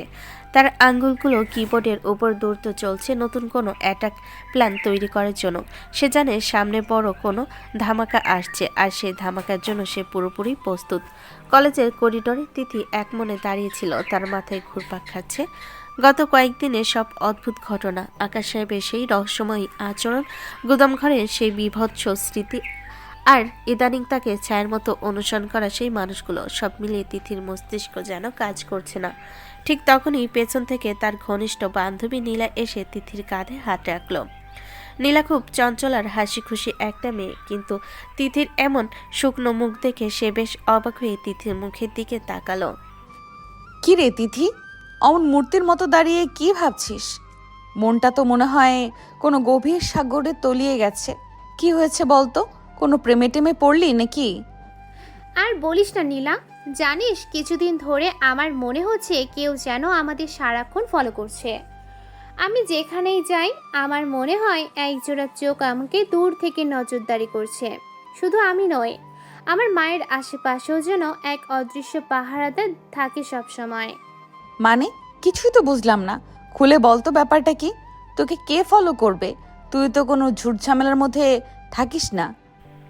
নীলা অবাক হয়ে চোখ বড় বড় করে তিথির দিকে তাকিয়ে উত্তরে অপেক্ষা করতে লাগলো। তিথি তখন প্রথম থেকে সবটা নীলাকে বলতে শুরু করলো। সেই রাতের অ্যাক্সিডেন্ট, আকাশ সাহেবকে বাঁচানো, গুদামঘরে তাকে তুলে নিয়ে যাওয়া এবং সবশেষে আকাশ সাহেবের সেই রণমূর্তি ধারণ করে তাকে উদ্ধার করা। সবটা শুনে নীলা ভয়ে হাত দিয়ে মুখ চেপে ধরল। নীলার চোখ দুটো ছানা বড়া হয়ে গেছে। সে কল্পনাও করতে পারেনি তার শান্ত বান্ধবীটির জীবনে এত বড় একটা ঝড় বয়ে গেছে। নীলা বেশ চিন্তিত মুখে তিথির হাতটা চেপে ধরল। বলিস কি তিথি, এটা তো ভীষণ চিন্তার বিষয় রে। ওই আকাশ লোকটা তো নিশ্চয়ই আন্ডারওয়ার্ল্ডের কেউ, কিন্তু সে কেন তোকে বাঁচালো? আর এখন কেনই বা আড়ালে থেকে তোদের পাহারা দিচ্ছে? আমার তো মনে হচ্ছে বড় কোনো বিপদ ঘনিয়ে আসছে। আমাদের কি পুলিশকে জানানো উচিত? তিথি কিছু একটা বলতে যাবে, ঠিক তখনই কলেজের মেন গেটের সামনে একটা বিকট আওয়াজ করে ধুলো উড়িয়ে এক বিশাল কালো রঙের মার্সিডিস এসে থামলো। কলেজের সব ছাত্রছাত্রী থমকে দাঁড়িয়ে গেল ওই আভিজাত্য আর চকচকে গাড়িটা দেখে। সবার চোখ কপালে। গাড়ি থেকে নামলো এক সুঠাম দেহের যুবক, পরনে দামি কালো স্যুট, চোখে কালো সানগ্লাস। সে আর কেউ নয়, স্বয়ং আকাশ। আকাশ গাড়ি থেকে নেমে সোজা হেঁটে তিথির দিকে আসতে লাগলো। তার হাঁটার ভঙ্গিতেই বোঝা যাচ্ছিল সে সাধারণ কেউ নয়, সে একচ্ছত্র অধিপতি। আকাশকে দেখে নীলা যেন মন্ত্রমুগ্ধ হয়ে গেল। সে এমনভাবে আকাশের দিকে তাকিয়েছিল যেন আকাশকে সে চোখ দিয়ে গিলে ফেলবে। ওরে বাপরে তিথি, ইনি কি সেই আকাশ সাহেব? ইনি তো দেখতে একদম তামিল হিরোদের মতো। কি ব্যক্তিত্ব রে বাবা, মনে হচ্ছে চোখ ফেরানো যাবে না। নীলার এমন ড্যাপ ড্যাপ করে তাকিয়ে থাকা দেখে আকাশের মেজাজ বিগড়ে গেল। সে এমনিতেই খুব একটা মেয়েদের সঙ্গ পছন্দ করে না, আর তার উপর নীলার এই উৎসুক দৃষ্টি তাকে চরম বিরক্ত করলো। আকাশ তিথির সামনে এসে দাঁড়াতেই চারপাশের বাতাস যেন ভারী হয়ে গেল। আকাশ তার সানগ্লাসটা একটু নামিয়ে তিথির দিকে তাকালো। তিথি, চলো আমার সাথে, কথা আছে। তিথি আকাশের এই হঠাৎ আবির্ভাবে বেশ অবাক হলো। কয়েকদিন ধরে যে মানুষটা তার কোনো খবর নেয়নি, আজ সে হঠাৎ কলেজের গেটে কেন? এই ভেবে তিথি বিস্ময়ে আকাশের মুখের দিকে তাকিয়ে রইল। নীলা তখনও ঘোর কাটেনি, সে আকাশকে আপাদমস্তক পর্যবেক্ষণ করছিল। আকাশ নীলার দিকে একবার আর চোখে তাকিয়ে গভীর বিরক্তি প্রকাশ করলো এবং তার কপালে ভাঁজ পড়ল। আকাশ সাহেব, আপনি এখানে? কোনো সমস্যা হয়েছে? আর আপনি আমাকে কোথায় নিয়ে যেতে চাইছেন? আমার তো এখনো একটা ক্লাস বাকি আছে। ক্লাসের চেয়ে জীবনে নিরাপত্তা বেশি জরুরি। আমি তোমাকে নিয়ে যেতে এসেছি মানে নিশ্চয়ই কোনো কারণ আছে। বেশি প্রশ্ন না করে গাড়িতে বসো, সময় বড্ড কম। আকাশ কথাটা বেশ কড়া গলায় বলল, যাতে তিথি আর কোনো কথা না বাড়ায়। নীলা তখনও ঘোর কাটেনি। সে তিথির হাত টেনে ফিসফিস করে বলল সে এমন রাজপুত্রের সাথে যাওয়ার সুযোগ হাতছাড়া না করতে। নীলার এই পাগলামি দেখে আকাশ আরও রেগে গেল। আকাশ তার পকেট থেকে ফোন বের করে কাউকে একটা মেসেজ দিল এবং তিথির দিকে তাকে একটু ধমকের সুরে কথা বলল। তিথি, আমি দ্বিতীয়বার বলতে পছন্দ করি না, চলো আমার সাথে। আর তোমার এই বান্ধবীকে বলো আমাকে এভাবে যেন ইন্সপেকশন না করে। আমি কোনো চিড়িয়াখানার প্রাণী নই। আকাশের এই কঠিন কথায় নীলা একটু লজ্জা পেয়ে দ্রুত মাথা নিচু করে ফেল, কিন্তু তার মনে মনে এক অদ্ভুত উত্তেজনা কাজ করছিল। সে ভাবছে তিথি কত ভাগ্যবান যে এমন একজন মানুষ তার রক্ষক হয়ে আছে। তিথি বুঝলো আকাশকে এখন না বলা মানে পরিস্থিতি আরো খারাপ করা। সে ব্যাগটা গুছিয়ে নিয়ে নীলার দিকে তাকালো। নীলা, আমি আসছি রে, তুই ক্লাসটা করে নিস, আমি পরে তোকে ফোন দিব। সাবধানে যাস তিথি, আর ভাইয়াকে বলিস বেশি রাগ না করতে, রাগলে ওনাকে বেশি হ্যান্ডসাম লাগে। নীলা জিভ কেটে হেসে তিথির কানে কানে কথাটা বলল। নীলার এই কথায় আকাশ একবার রাগী চোখে তাকালো, যা দেখে নীলা ভয় পেয়ে চুপ হয়ে গেল। আকাশ আর দেরি না করে তিথিকে নিয়ে গাড়ির দিকে এগোলো। ড্রাইভার আগে দরজা খুলে রেখেছিল। আকাশ তিথিকে গাড়িতে বসিয়ে নিজে গিয়ে স্টারিং ধরলো। গাড়ি স্টার্ট দিয়ে সে ঝড়ের গতিতে কলেজ চত্বর ছেড়ে বেরিয়ে গেল। গাড়ির ভেতরে এক পিনপত নীরবতা। আকাশ খুব মনোযোগ দিয়ে ড্রাইভ করছে, কিন্তু তার চল শক্ত হয়ে আছে। তিথি আর চোখে আকাশকে দেখছিল। আকাশ সামনের দিকে তাকিয়ে কথাগুলো বলতে শুরু করলো। তোমার বান্ধবীকে বলবে সবার দিকে ওভাবে তাকিয়ে থাকা ভালো নয়। দুনিয়াটা তোমার মতো সরল নয় তিথি। আমি চাই না আমার কারণে তোমার বন্ধুদের কোনো ক্ষতি হোক। জুলফিকারের লোকরা তোমাকে ফলো করছে, তাই তোমাকে নিরাপদে রাখার জন্য আমাকে আজ সামনে আসতেই হলো। তিথি অবাক হয়ে আকাশের দিকে তাকিয়ে রইল। তার মনে তার ধারণা সত্যি ছিল, কেউ তাকে ফলো করছিল। আকাশ যখন গাড়িটা একটা নিরিবিলি রাস্তার পাশে থামলো, তখন তার চোখে মুখে এক অদ্ভুত অস্থিরতা ফুটে উঠল। আকাশ বুঝতে পারছিল না সে কিভাবে তিথিকে বলবে যে তার জীবন কতটা ঝুঁকির মুখে। আকাশ আর তিথি যখন গাড়ির কাছে দাঁড়িয়ে কথা বলছিল, ঠিক তখনই চারপাশের পরিবেশ এক অদ্ভুত নিস্তব্ধতায় ছেয়ে গেল। কিন্তু হঠাৎ সেই নিস্তব্ধতা দীর্ঘস্থায়ী হলো না। হঠাৎ দূরে আকাশ থেকে এক বিকট যান্ত্রিক শব্দ ভেসে আসতে লাগলো। আকাশ দ্রুত উপরের দিকে তাকিয়ে দেখলো 4-5টি কালো রঙের হেলিকপ্টার খুব নিচ দিয়ে উড়ে আসছে। হেলিকপ্টারগুলো পাখার বাতাসে কলেজের মাঠে ধুলোবালি আর শুকনো পাতা এমনভাবে উড়তে শুরু করলো যেন কোনো শক্তিশালী টর্নেডো আঘাত এনেছে। সাধারণ ছাত্রছাত্রীরা ভয়ে চিৎকার করে এদিক ওদিক ছুটতে লাগলো। আকাশ বুঝতে পারল এটা কোনো সাধারণ মহড়া নয়, এটা তার শত্রুদের সরাসরি আক্রমণ। আকাশের চোখে তখন ইস্পাতের মতো কঠোরতা। সে এক মুহূর্ত সময় নষ্ট না করে এক হাতে তিথির হাত আর অন্য হাতে হতভম্ব হয়ে দাঁড়িয়ে থাকা নীলার হাত শক্ত করে ধরল। নীলা ভয়ে কাঁপছিল আর তিথি যেন নিঃশ্বাস নিতে ভুলে গেছে। আকাশ দুজনকে টেনে হিঁচড়ে মাথা নিচু করে কলেজের পেছনে গেটের দিকে দ্রুত এগোতে লাগলো। হেলিকপ্টার থেকে তখন অনবরত লেজার লাইট তাদের উপর পড়ছে, যেন নিখুঁত নিশানায় আকাশকে খুঁজে পাওয়ার চেষ্টা চলছে। মাথা নিচু করো, একদম সোজা হওয়ার চেষ্টা করবে না। নীলা তিথির হাত শক্ত করে ধরো। আজ কোনো ভয় পাওয়ার সময় নেই, যান বাঁচাতে হলে আমার কথা শোনো। আকাশ তার পকেট থেকে চোখের পলকে ফোনটা বের করলো। সে ফোনের স্ক্রিনে শুধু একটা সিক্রেট কোড লিখে সেন্ড বাটনে চাপ দিল। আকাশের জল তখন শক্ত হয়ে আছে। সে জানে তার ব্ল্যাক টাইগার বাহিনী মাত্র কয়েক মিনিটের দূরত্বে আছে। এদিকে হেলিকপ্টারগুলো ক্রমশ নিচে নেমে আসছে। মনে হচ্ছে যেন এখনই তারা কলেজ গ্রাউন্ডে ল্যান্ড করবে। ঠিক তখনই চারিদিক কাঁপিয়ে ইঞ্জিনের গর্জনে আকাশ বাতাস কম্পিত হয়ে উঠল। 5 মিনিটও পার হয়নি, কলেজের প্রধান ফটক ভেঙে ঝড়ের গতিতে প্রায় কয়েকশো কালো রঙের মার্সিডিজ গাড়ি ভেতরে ঢুকে পড়ল।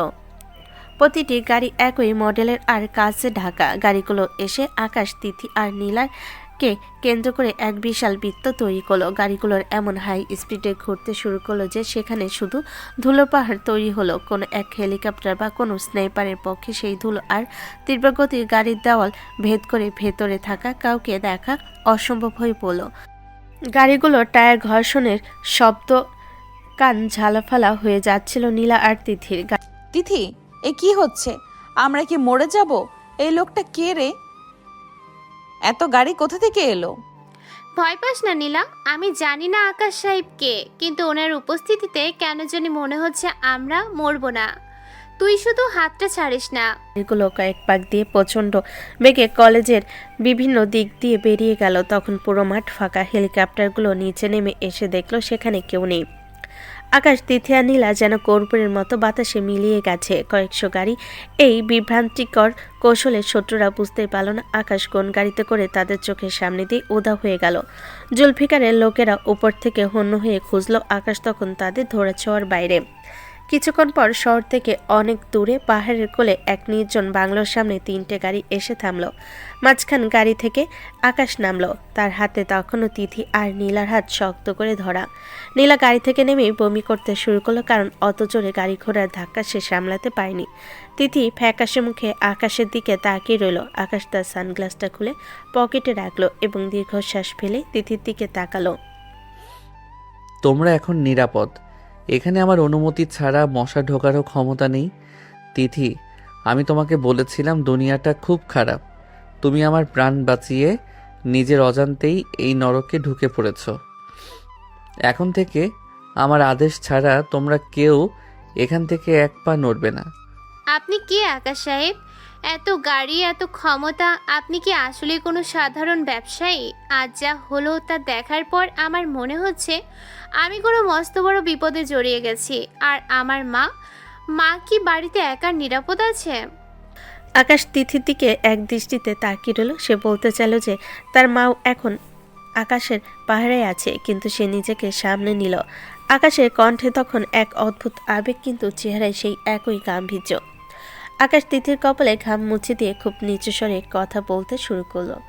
তোমার মা নিরাপদ আছেন তিথি, আমার উপর ভরসা রাখো। আর আমি কে সেটা জানার চেষ্টা না করাই তোমার জন্য ভালো।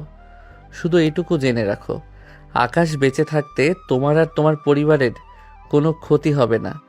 এমনকি এই শহর জ্বলে পুড়ে ছারখার হয়ে গেলেও আমি তোমাদের রক্ষা করব। নীলা তখন নিজেকে সামলে নিয়ে একটু দূরে দাঁড়িয়ে আকাশকে দেখছিল। তার মনে হচ্ছিল আকাশ যেন কোনো রূপকথার রাজা, তার তলর দিয়ে সব বিপদ থেকে তাদের আগলে রাখছে। কিন্তু তিথির মনে নতুন করে সন্দেহের দানা বাঁধল। যেন আকাশ তাকে রক্ষা করতে এত কোটি কোটি টাকা আর লোকবল খরচ করছে, কেনই বা সে সবসময় ইচ্ছার মতো তাদের পাশে থাকছে। তিথি বুঝতে পারল এই রহস্যের শেষ না দেখা পর্যন্ত সে শান্তিতে থাকতে পারবে না। অন্যদিকে আকাশ তখন বাংলোর বেলকনিতে দাঁড়িয়ে ভাবছিল, জুলফিকারের সাহস বেড়ে গেছে, এবার তাকে সরাসরি জমপুরিতে পাঠাতে হবে। পাহাড়ের উপরে এই নির্জন বাংলোতে এখন শুধু বাতাসের শস্য শব্দ। আকাশ বেলকনিতে দাঁড়িয়ে দূরে পাহাড়ের উপর জমে থাকা মেঘের দিকে তাকিয়ে আছে। আন্ডারওয়ার্ল্ডের দোদর্শ প্রতাপশালী এই মানুষটার চোখের কোণ আজ নোনা জলে ভিজে উঠেছে। 15 বছরের জমানো কষ্ট আর একাকিত্ব যেন আজ বাঁধ ভাঙতে চাইছে। আকাশ দ্রুত হাত দিয়ে চোখটা মুছে নিল, কারণ সে চায় না তার কোনো দুর্বলতা কেউ দেখুক। ঠিক সেই মুহূর্তে পেছনে কারোর পায়ের শব্দ শোনা গেল। কেউ একজন খুব সাবধানে এসে আকাশের ঠিক পেছনে দাঁড়ালো এবং তার কাঁধে খুব নরম করে হাত রাখলো। আকাশ চমকে উঠে পেছনে তাকাতে দেখলো তিথি দাঁড়িয়ে আছে। তিথির চোখে এক অদ্ভুত মায়া আছে, ঠোঁটে এক ফালি স্নিগ্ধ হাসি ফুটে আছে। আর কতকাল এভাবে লুকিয়ে লুকিয়ে কান্না করবি বড় ভাইয়া? নিজের ছোট বোনটার কাছ থেকে নিজেকে আর কতদিন আড়াল করে রাখবি? তিথির মুখে ওই ভাইয়া ডাকটা শোনা মাত্রই আকাশের পায়ের তলার মাটি যেন সরে গেল। সে যেন বিশ্বাসই করতে পারছে না তার কানে কি শুনল। আকাশের সারা শরীর কাঁপতে শুরু করলো। সে শুকনো গলায় ঢোক গিলে বিস্ময়ে বিমূঢ় হয়ে তিথির দিকে তাকিয়ে রইল। 15 বছর ধরে যে ডাকটার জন্য তার কান তৃষ্ণার্ত ছিল, আজ হঠাৎ সেটা শুনে সে পাথর হয়ে গেল। ভাইয়া, তুই কাকে ভাইয়া ডাকছিস তিথি? আমি তো তোর কেউ না, আমি শুধুই একজন অচেনা মানুষ। আর মিথ্যা বলিস না ভাইয়া, আমি প্রথম দিনই তোকে দেখে চিনতে পেরেছিলাম। যেদিন তোকে রক্তাক্ত অবস্থায় ওই রাস্তায় পেয়ে হাসপাতালে নিয়ে গিয়েছিলাম, তখনই তোর ওই লকেটটা দেখে আমার সব মনে পড়ে গিয়েছিল। মা সব সময় তোর গল্প করত, তোর ছবির দিকে তাকিয়ে কাঁদত। আমি শুধু চাচ্ছিলাম তুই নিজের মুখে একটা স্বীকার কর, কিন্তু তুই তো একদমই অন্যরকম একটা মানুষ হয়ে গেছিস। নিজেকে পাথর বানিয়ে ফেলেছিস। ভেবেছিলে আমি চিনতে পারবো না? আকাশের আর নিজেকে ধরে রাখার ক্ষমতা থাকলো না। তার ভিতরে সে কাঠিন্য তাসের ঘরের মতো ভেঙে পড়ল। সে তিথিকে সজোরে জড়িয়ে ধরে হাউমাউ করে কেঁদে উঠল। আন্ডারওয়ার্ল্ডের সেই ভয়ানক ডন আজ এক ছোট্ট শিশুর মতো তার বোনের কাঁধে মাথা রেখে অঝরে কাঁদছে। 15 বছরে জমানো সব হাহাকার যেন সেই চোখের জলে ধুয়ে মুছে যাচ্ছিল। তৃতীয় আকাশকে শক্ত করে জড়িয়ে ধরে কাঁদতে লাগলো। সেও তো তার বড় ভাইকে ছাড়া বড় হয়েছে। ভাইহীন একলা জীবনে কত কষ্ট পেয়েছে। আকাশ তিথিকে নিজের থেকে একটু দূরে সরিয়ে নিয়ে তার কপালে একটা চুমু খেলো এবং ধরা গলায় কথা বলতে শুরু করলো। মাফ করে দিস রে তিথি, আমি তোদের সামনে আসতে চেয়েও আসতে পারিনি। তোদের নিরাপত্তার কথা ভেবে আমি নিজেকে লুকিয়ে রেখেছিলাম। আমি চাইনি আমার এই রক্তের জগতের ছায়া তোদের উপর পড়ুক। তোরা যে বেঁচে আছিস এটাই আমার কাছে সবচেয়ে বড় পাওনা ছিল। আজ থেকে তুই আর একা নোস। তোর এই ভাই বেঁচে থাকতে কেউ তোকে ছোঁয়ার সাহস পাবে না। আমাদের আর কোনো ভয় নেই ভাইয়া, তুই আছিস মানে আমাদের পুরো পৃথিবী আছে। মা যদি জানতে পারে তার রাজু ফিরে এসেছে, তবে মা খুশিতে পাগল হয়ে যাবে। চল না আমরা মার কাছে যাই। ঠিক সেই মুহূর্তে নিচে থেকে বিকট চেঁচামেচি আর ঝগড়ার শব্দ ভেসে এলো। আবেগঘন এই পরিবেশটা মুহূর্তের মধ্যে বিষিয়ে উঠল। আকাশ আর তিথি একে অপরের দিকে অবাক চোখে তাকালো। আকাশ দ্রুত তার চোখ মুছে নিয়ে নিজের সেই কঠোর আর গম্ভীর চেহারায় ফিরে এলো। তারা দুজনেই কৌতূহলী হয়ে বেলকনি দিয়ে নিচে তাকালো এবং দেখলো ড্রয়িং রুমে নীলা প্রচণ্ড রেগে হাত পা নেড়ে চেঁচামেচি করছে, আর আকাশের পার্সোনাল অ্যাসিস্ট্যান্ট হৃদয়ের সাথে ঘোর তর্কা বিতর্কিতে লিপ্ত হয়েছে। নীলার রাগী চেহারা দেখে মনে হচ্ছে সে এখনই বাড়িটা মাথায় তুলবে। আপনি কে শুনি? আমাকে আটকে রাখার অধিকার আপনাকে কে দিয়েছে? আমি এক্ষুনি বাড়ি যাব। আমার কলেজ আছে, আমার কাজ আছে। আপনাদের এই নাটক আর কতক্ষণ চলবে? আমাকে পথ ছাড়ুন বলছি। ম্যাডাম, বোঝার চেষ্টা করুন। বসের কড়া নির্দেশ। পরিস্থিতি স্বাভাবিক না হওয়া পর্যন্ত এই বাংলো থেকে কেউ বেরোতে পারবে না। বাইরে আপনার জীবনে ঝুঁকি আছে। দয়া করে শান্ত হয়ে বসুন, চিৎকার করবেন না। আমি কোনো বসের নির্দেশ মানি না। আপনাদের এই গম্ভীর বসকে ডাকুন। সে কি নিজেকে কোনো রাজ্যের রাজা মনে করে নাকি? আমি যাব মানে যাবই। আপনি আমার রাস্তা ছাড়ুন বলছি, নইলে আমি এক্ষুনি পুলিশ ডাকবো। নীলার এমন আক্রমণাত্মক মেজাজ দেখে আকাশ আর তিথি দ্রুত নিচে নেমে এলো। আকাশকে সিঁড়ি দিয়ে নামতে দেখে হৃদয় একটু থতমত খেয়ে পিছিয়ে গেল, কিন্তু নীলা তখনও রেগে তপড়াচ্ছে। নীলার কাছে আকাশ একজন জেদি আর উদ্যত লোক ছাড়া আর কিছুই নয়, কিন্তু সে জানে না যে আকাশের এই নির্দেশের পেছনেই লুকিয়ে আছে তাদের জীবন বাঁচানোর লড়াই। আকাশ খুব ঠান্ডা কিন্তু কঠিন গলায় নীলার দিকে তাকিয়ে কথা বলল। নীলা, শান্ত হও। হৃদয় যা বলছে ঠিকই বলছে। বাইরে হেলিকপ্টার দিয়ে তোমাদের উপর হামলা করার চেষ্টা হয়েছে, সেটা কি এত দ্রুত ভুলে গেলে? এখন বাইরে যাওয়া মানেই সরাসরি মৃত্যুকে আমন্ত্রণ জানানো। আমি মৃত্যুকেও ডরাই না। আপনি তো তিথির জন্য এত কিছু করছেন, আমাকে কেন আটকে রাখছেন? আমি আপনার আশ্রয়ে থাকতে চাই না। আমাকে এক্ষুনি বাড়ি যাওয়ার ব্যবস্থা করে দিন। নীলা আকাশের চোখে চোখ রেখে বেশ তেজের সাথে কথাটা বলল। তিতির পরিস্থিতি সামাল দেওয়ার জন্য নীলার হাত ধরল। সে জানে নীলা খুব একরোখা, কিন্তু আকাশের সাথে এভাবে কথা বলা মানে বিপদ ডেকে আনা। তিথি নীলাকে বোঝানোর চেষ্টা করলো, কিন্তু নীলা যেন আজ জেদ ধরে বসে আছে। অন্যদিকে আকাশ গভীর বিরক্তি ভরা চোখে হৃদয়ের দিকে তাকালো। হৃদয়ের অবস্থা বেশ কাহিল, কারণ সে কোনোদিন কোনো মেয়ের সাথে এভাবে তর্কে জেতেনি। হৃদয়, ওকে ওর রুমে নিয়ে যাও। আর শোনো, যদিও পালানোর চেষ্টা করে তবে গেটে বড় তালা লাগিয়ে দেবে। আমার জন্য ওর জীবন ঝুঁকিতে পড়ুক এটা আমি চাই না। তিথি, তুই ওকে বোঝা, আমার এখন অনেক জরুরি কাজ আছে। আকাশ আর এক মুহূর্ত সেখানে দাঁড়ালো না। সে দ্রুত তার স্টাডি রুমের দিকে চলে গেল। কিন্তু তিথি বুঝতে পারল বড় ভাইকে ফিরে পাওয়ার আনন্দ একদিকে, আর এই অশান্ত পরিস্থিতি সামলানো অন্যদিকে। নীলা তখনও রাগে ফুঁসছে, আর হৃদয় অসহায়ভাবে এক পাশে দাঁড়িয়ে আছে। পাহাড়ের বাংলোতে এক অদ্ভুত যুদ্ধের পরিবেশ তৈরি হলো। বাইরে শত্রুর ভয় আর ভেতর নীলা জেদ, কিন্তু আকাশ জানে এই সব কিছুর সমাধান তাকেই করতে হবে, কারণ সে এখন শুধু মাফিয়া কিং নয়, সে এক দায়িত্বশীল বড় ভাইও। আকাশ স্টাডি রুমে চলে যাওয়ার পর ড্রয়িং রুমে এক থমথমে পরিবেশ সৃষ্টি হলো। হৃদয় দরজার কাছে পাহারায় দাঁড়িয়ে আছে, আর নীলার আগে ফুসতে ফুসতে সোফায় বসে পড়ল। তিতি ধীরে ধীরে নীলার পাশে গিয়ে বসলো এবং তার হাত ধরার চেষ্টা করলো, কিন্তু নীলা এক ঝটকায় তিতির হাত সরিয়ে দিল। নীলার চোখে তখন অবিশ্বাস আর একরাশ বিরক্তি।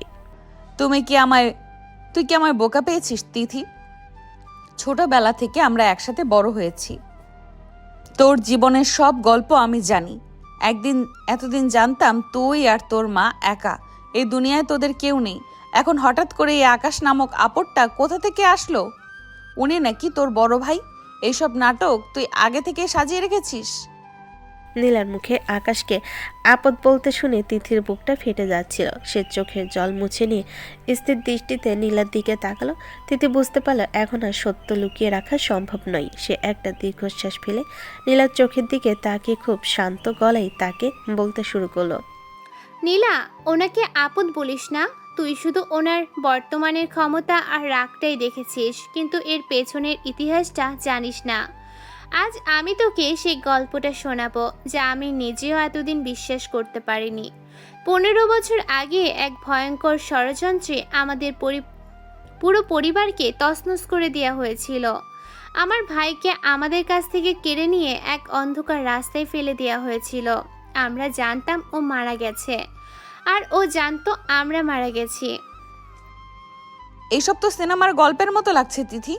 একটা ছেলে হারিয়ে গেল আর হুট করে ডন হয়ে ফিরে আসলো, এটা কি বিশ্বাস করা যায়? তিথি একটা মিলান হাসি দিয়ে জানালার বাইরের পাহাড়ের দিকে তাকালো। তার মনে পড়ে যাচ্ছিল আকাশের সেই রক্তাক্ত হাতের কথা, যা দিয়ে সে সেদিন তাকে বাঁচিয়েছিল। তিথি নীলার দিকে ফিরে আবারও বলতে শুরু করলো। বিশ্বাস করা কঠিন রে নীলা, কিন্তু এটাই সত্যি। আকাশ ভাই যখন আমাদের থেকে আলাদা হয়ে গিয়েছিল তখন ও ছিল খুব ছোট একটা বাচ্চা ছেলে। একাই নিষ্ঠুর শহরে কিভাবে বেঁচেছিল জানিস? ও রাস্তায় রাস্তায় ঘুরে বেড়াতো। মানুষের অবহেলা, অবজ্ঞা আর অপমান ছিল ওর নিত্যদিনের সঙ্গী। কত রাত ও না খেয়ে ফুটপাতে শুয়ে কাটিয়েছে, তার কোনো হিসাব নেই। পেটের দায়ে কখনো অন্যের জুতো পালিশ করেছে, কখনো মানুষের বাড়ির উচ্ছিন্ন খাবার কুড়িয়ে খেয়েছে। তিথির গলার স্বর ধরে আসছিল। সে বলতে লাগলো কিভাবে আকাশ বড় বড় গুন্ডাদের মারধর খেয়ে হার মানেনি, রাস্তায় টুকুর খেয়ে খেয়ে বড় হয় সেই ছেলেটা যখন বুঝতে শিখল যে এই দুনিয়া শুধু শক্তির ভাষা বোঝে, তখন সে নিজেকে পাথর বানিয়ে ফেল। আকাশ তিলে তিলে নিজেকে তৈরি করেছে। সে দয়ামায়া বিসর্জন দিয়ে আন্ডারওয়ার্ল্ডে নিজের জায়গা দখল করেছে, যাতে কেউ তাকে অপমান করার সাহস না পায়। আজ তুই যাকে মাফিয়া কিং বলছিস, সেই জায়গাটা পেতে গিয়েও কতবার মৃত্যুর মুখ থেকে ফিরে এসেছে ও তুই কল্পনাও করতে পারবি না। যখন ও নিজের সাম্রাজ্য তৈরি করলো, তখন ওর শত্রুরও অভাব থাকলো না। জুলফিকারের মতো মানুষরা ওকে শেষ করার জন্য তককে তককে থাকে। ও যে আজ আমাদের আটকে রেখেছে, সেটা ওর ক্ষমতার দাপট দেখানোর জন্য নয় রে নীলা, সেটা আমাদের জীবন বাঁচানোর জন্য। ও চায় না ওর জীবনের ওই অন্ধকার ছায়া আমাদের গায়ে লাগুক। তিতির কথাগুলো শুনতে শুনতে নীলার রাগী চেহারাটা ধীরে ধীরে নরম হয়ে এলো। সে ভাবতে পারেনি এই উদ্ধূর্ত আর গম্ভীর মানুষটার পেছনে এত বড় এক যন্ত্রণার ইতিহাস লুকিয়ে আছে। হৃদয়ের দিকে তাকাতে নীলা দেখল হৃদয়ের চোখেও এক অদ্ভুত শ্রদ্ধা। হৃদয় আকাশের এই সংগ্রামের দিনগুলোতে সবসময় ছায়ার মতো পাশে ছিল। আমি আসলে বুঝতে পারিনি তিথি। আমি ভেবেছিলাম উনি হয়তো কোনো অহংকারী লোক যে নিজের পাওয়ার দেখাচ্ছে, কিন্তু ওনার অতীতটা যে এতটা কষ্টের সেটা আমার জানা ছিল না। আমি কি ওনার সাথে খুব বেশি খারাপ ব্যবহার করে ফেলেছি? ভাইয়া, তোর ওপর রাগ করবে না রে।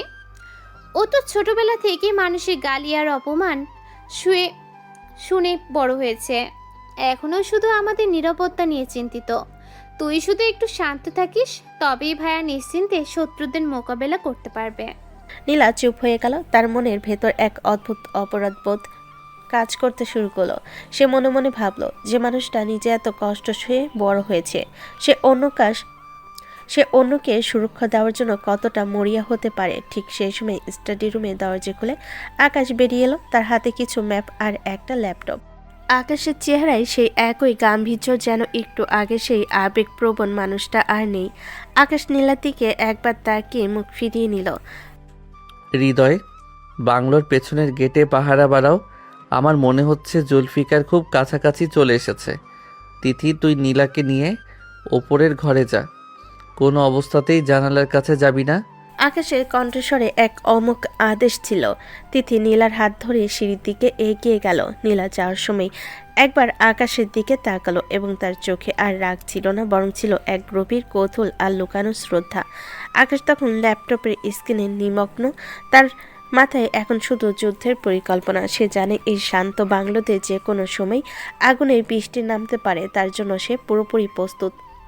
পাহাড়ের বাংলো থেকে আকাশ তার মা, তিথি আর নীলাকে নিজের প্রধান প্রাসাদে নিয়ে এসেছে। সে ভেবেছিল তার দুর্গের মতো এই প্রাসাদে সবাই নিরাপদ থাকবে, কিন্তু গভীর রাতে যখন পুরো শহর নিস্তব্ধ, ঠিক তখনই আকাশের প্রাসাদের চারপাশ থেকে বিকট বিস্ফোরণের শব্দ শোনা গেল। জুলফিকার এবার তার শেষ চালটি চেলেছে। কয়েকশো সশস্ত্র সন্ত্রাসী আকাশকে ঘিরে ফেলেছে। তারা প্রাসাদের ফটক উড়িয়ে দিয়ে ভেতরে ঢুকে পড়েছে। চারিদিকে বৃষ্টির মতো গুলি আর বোমার শব্দে তিথি আর নীলা ভয়ে চিৎকার করে উঠল। আকাশের মা কাঁপতে কাঁপতে ঘরে কোণে বসে বলেন, হৃদয়, সবকটা গেট লক কর। প্যানিক রুমের দরজা খোল। মা আর তিথিকে এখনই ওখানে নিয়ে যা। আমি বাইরে গিয়ে ওদের থামাচ্ছি। আকাশ যখন দেখল তার প্রাসাদ প্রায় শত্রুর কবলে, তখন এক মুহূর্তের জন্য সে প্রচণ্ড ভয় পেয়ে গেল। সে ভাবল আজ এই ক্ষমতার জন্য তার মা আর বোনকে জীবন দিতে হবে।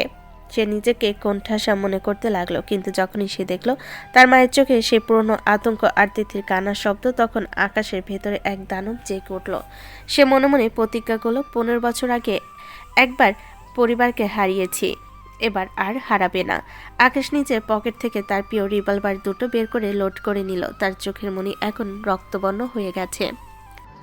আজ হয় আমি থাকবো, না হয় জুলফিকারের অস্তিত্ব থাকবে না। তোরা আমার শান্তিতে আঘাত করেছিস, এবার তোদের রক্ত দিয়ে আমি এই প্রাসাদের উঠান ধুয়ে ফেলবো। জুলফিকার, তুই আজ আমার সামনে আসবি। ফেরার পথ তোর বন্ধ।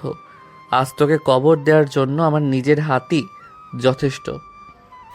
আকাশ বাঘের মতো গর্জন দিয়ে হলের মাঝখানে বেরিয়ে এলো। শত্রুরা যখন তাকে ঘিরে ধরে গুলি চালাতে শুরু করলো, আকাশ বিদ্যুতের গতিতে ড্রাইভ দিয়ে পিলারের আড়ালে গিয়ে পাল্টা আক্রমণ শুরু করলো। তার প্রতিটা বুলেট যেন এক একটা অভিশাপ হয়ে ঝরে পড়ছে। সে কোনো দয়া দেখাচ্ছে না।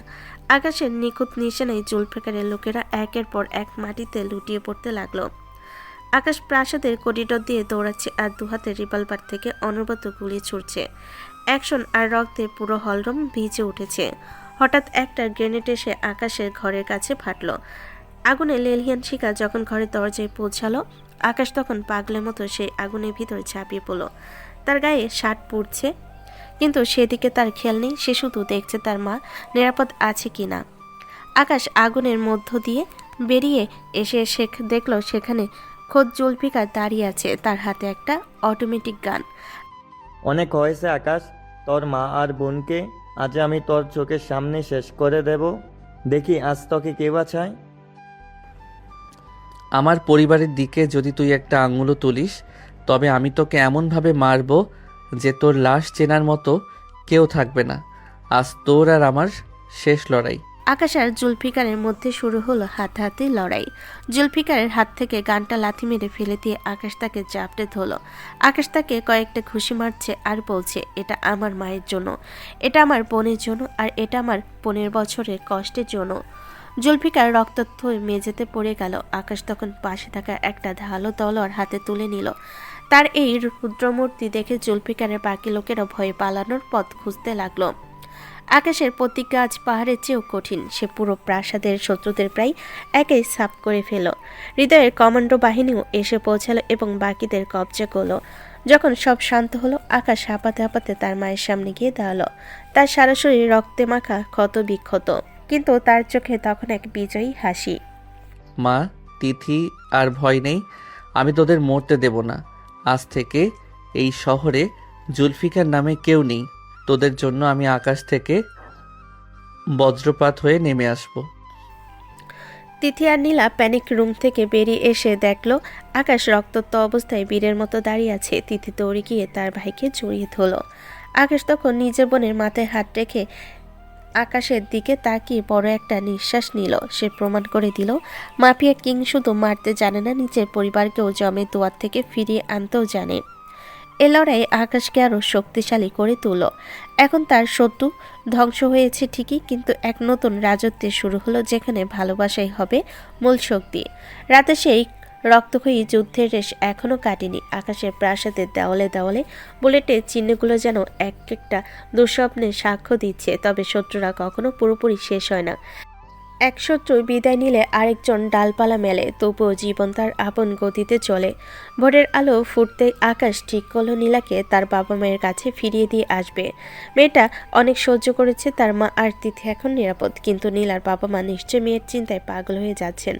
আকাশ নিজের একটা সাধারণ গাড়িতে করে নীলাকে নিয়ে পাড়ার দিকে রওনা দিল। গাড়ির ভেতর নীলা একদম চুপচাপ, তার চোখে একটা অজানা আতঙ্ক আর অপরাধবোধ। সে বারবার আকাশের দিকে তাকাচ্ছিল, কিন্তু আকাশ নির্বিকারভাবে ড্রাইভ করে চলেছে। গাড়িটা যখন নীলাদের গলির মুখে এসে পৌঁছালো, তখন দেখা গেল এক ভয়াবহ দৃশ্য। নীলা বাড়ির সামনে মানুষের জটলা, পাড়ার লোকজন ভিড় করে আছে। নীলার বাবা মা দরজার সামনে একদম বিধ্বস্ত অবস্থায় বসে আছেন। গত 2 রাত তারা এক ফোঁটা ঘুমাননি, মুখে জলটুকু দেননি। নীলার মা কাঁদতে কাঁদতে চোখের জল শুকিয়ে ফেলেছেন। ঠিক সেই সময় আকাশ আর নীলা গাড়ি থেকে নামলো। নীলাকে দেখা মাত্রই পাড়ার চারপাশ থেকে কানাঘুষা শুরু হয়ে গেল। মানুষের মুখ যে বিষের চেয়েও খারাপ হতে পারে, তা আজ আকাশ নিজ চোখে দেখল। পাড়ার মাতব্বর রমজান আলী আর তার সাঙ্গপাঙ্গরা বাঁকা চোখে আকাশের দিকে তাকিয়ে ফিসফিস করতে লাগলো। পাশের বাড়ির সুমনা খালা, যিনি নিজেকে খুব ধার্মিক বলে দাবি করেন, তিনি ওড়না দিয়ে মুখ ঢেকে টিটকারি মেরে কথা বলে উঠলেন। ও মা, একই কাণ্ড গো। মেয়ে 2 রাত উধাও থাকার পর এখন এক জোয়ান ছেলের সাথে আয়েশ করে গাড়ি থেকে নামছে। আজকালকার মেয়েদের কি একটুও শরম হায়া নেই? মা বাবের মুখটা তো একদম চুনকালি মেখে দিল পাড়ায়। ঠিক বলেছেন সুমনা ভাবি, আমাদের এই ভদ্র পাড়ায় এসব নোংরামি তো আগে কখনো হয়নি। ছেলেটাকে দেখেন, দেখলেই মনে হয় কোনো মাস্তান বা গুন্ডা। কে জানে এই 2 রাত তারা কোথায় কি অপকর্ম করিয়ে বেড়াইছে। কে জানে এই 2 রাত তারা কোথায় কি অপকর্ম করিয়ে বেড়াইছে। নীলার বাপের তো উচিত গলায় দড়ি দেওয়ার। নীলার বাবা এসব কথা শুনে মাথা নিচু করে বসে রইলেন। তার মনে হলো মাটি ফাঁক হলে তিনি সেখানে মিশে যেতেন। আর আদরে মেয়েকে নিয়ে পাড়ার লোককে এমন জঘন্য কথা বলছে, অথচ তিনি কিছুই করতে পারছেন না। নীলা দৌড়ে গিয়ে তার মাকে জড়িয়ে ধরতে চাইল, কিন্তু প্রতিবেশীর ওই কটু কথাগুলো তীরের মতো তার বুকে বিচ্ছিল। তার মা নীলাকে বুকে টেনে নিতে গিয়েও থমকে গেলেন পাড়ার লোকের ভয়ে। নীলা, তুই কোথায় ছিলি রে মা? এই লোকটা কে? কেন আমাদের এই বয়সে সবার সামনে এমন ছোট করলি? নীলা কোনো কথা বলতে পারছিল না, সে শুধু ফুপিয়ে কাঁদছিল। পাড়ার আরেকজন প্রতিবেশী রফিক মিয়া এক পা এগিয়ে এসে আকাশকে তাচ্ছিল্য করে কথা বলতে শুরু করলো। কিরে ছোকরা, আমাদের পাড়ার মেয়েকে পুষলিয়ে নিয়ে গিয়ে এবং খুব সাধু সাজতে আসছো? হ্যাঁ, তোমাদের মতো ছেলেদের জন্যই তো সমাজটা রসাতলে যাচ্ছে। এখনই এই পাড়া থেকে বের হও, না হলে পুলিশের ভয় আছে কিন্তু। আকাশের ধৈর্য এবার বাদ ভাঙলো। সে এতক্ষণ চুপ ছিল কারণ সে নীলার বাবা মেয়ের সম্মানের কথা ভাবছিল, কিন্তু যখন দেখলো নীলার বাবা অপমানে কুকড়ে যাচ্ছেন আর মানুষগুলো নীলার চরিত্র নিয়ে নোংরা কথা বলছে, তখন আকাশের রক্ত টকবক করে ফুটতে শুরু করলো। সে ধীর পায়ে রফিক মিয়ার সামনে গিয়ে দাঁড়ালো। আকাশের সেই পাথুরে চোখের দৃষ্টি দেখে রফিক মিয়া এক পা পিছিয়ে গেল। আকাশের চেয়ারে এখন এমন এক তেজ যা দেখে পুরো পাড়া মুহূর্তেই নিস্তব্ধ হয়ে গেল। মুখ সামলে কথা বলুন। আপনারা যারা এখানে নীলার চরিত্র নিয়ে কথা বলছেন তারা কি জানেন এই মেয়েটা গত 2 রাত মৃত্যুর সাথে লড়াই করছিল? আপনাদের মতো মানুষ যখন নিজেদের ড্রয়িং রুমে বসে চা খাচ্ছিল, তখন এই মেয়েটা একটা ভয়ঙ্কর সন্ত্রাসী হামলার সাক্ষী হয়েছিল। ও যদি সেদিন আমার পাশে না থাকতো তবে আজ হয়তো আপনাদের লাশ গুনতে হতো। নীলা আমার বোনের বান্ধবী, আর ও আমার জন্য বিপদে পড়েছিল। যারা ওর নামে মিথ্যা অপবাদ দিচ্ছেন তাদের জিহ্বা আমি নিজ হাতে টেনে ছিঁড়ে ফেলতে পারি। আকাশের এই রুদ্রমূর্তি আর তার গলার স্বরে এমন এক শক্তি ছিল যে রমজান আলী আর সুমনা খালা থতমত খেয়ে গেলেন। কেউ আর একটা শব্দ করার সাহস পেল না। আকাশ নীলার বাবার কাছে গিয়ে একদম নরম হয়ে গেল। সে মানুষটার সামনে দাঁড়িয়ে হাত জোড় করলো, যা দেখে হৃদয় বা আকাশের অন্য কোনো লোক বিশ্বাসই করতে পারত না। কাকা, আমাকে ক্ষমা করবেন। আপনার মেয়ে কোনো অন্যায় করেনি, ও আমার কারণেই এই বিপদে পড়েছিল। আমি আপনাদের কাছে ঋণী।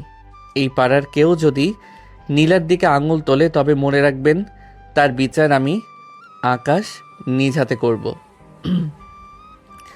আর আপনারা যারা বড় বড় কথা বলছেন, খবরদার, এরপর যদি একটা উল্টাপাল্টা শব্দ শুনি তবে এই পাড়া থাকবে, কিন্তু আপনাদের ঘরগুলো থাকবে না।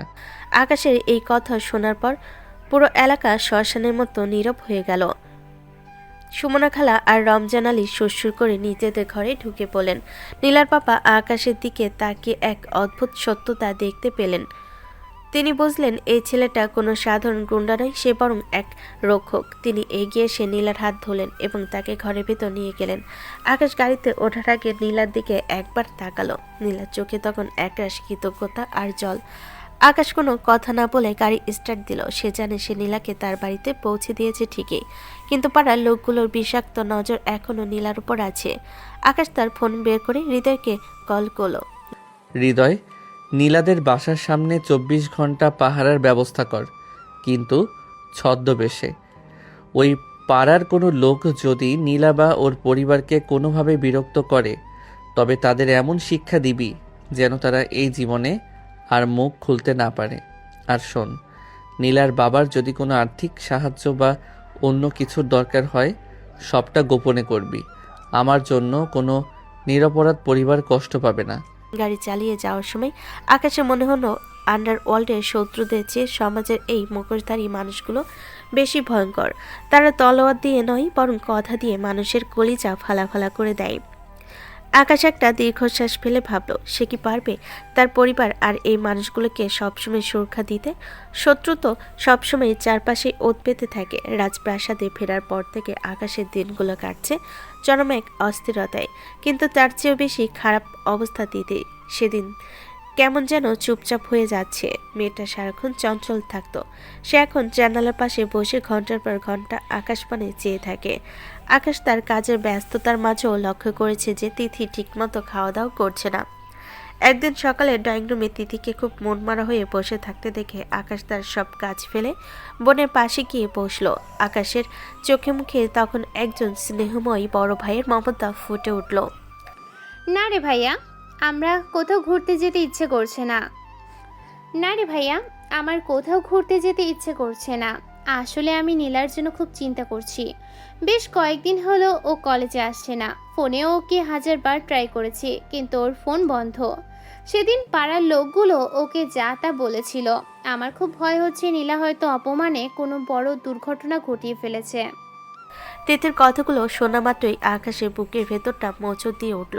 সে নিজের অন্ধকার জগতে শত্রুদের দমনে এতই ব্যস্ত ছিল যে নীলার আর কোনো খোঁজ খবর নেওয়া হয়নি। যদিও সে পাহারার ব্যবস্থা করেছিল, কিন্তু মানসিকভাবে নীলা কতটা বিধ্বস্ত সেটা সে একবারও ভাবেনি। আকাশ বুঝতে পারল এখন আর ঘরে বসে থাকা ঠিক হবে না।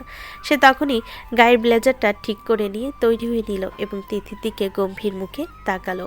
কিরে তিথি, এইভাবে মুখ কালো করে কেন বসে আছিস? কোনো কিছু হয়েছে নাকি কোথাও ঘুরতে যেতে চাস? চল আমরা সবাই মিলে একটা ফ্যামিলি ট্যুর দিয়ে আসি, তোর মনটা ভালো হয়ে যাবে। মাকেও সাথে নেব আমরা। কিছুক্ষণ পরেই আকাশের চকচকে কালো গাড়িটা গিয়ে থামলো নীলাদের সেই সরু গলিতে। আকাশ, তিথি এবং তার মা যখন গাড়ি থেকে নামলেন তখন পাড়ার লোকজন আবারও জানালার ফাঁক দিয়ে উকিঝুঁকি মারতে শুরু করলো।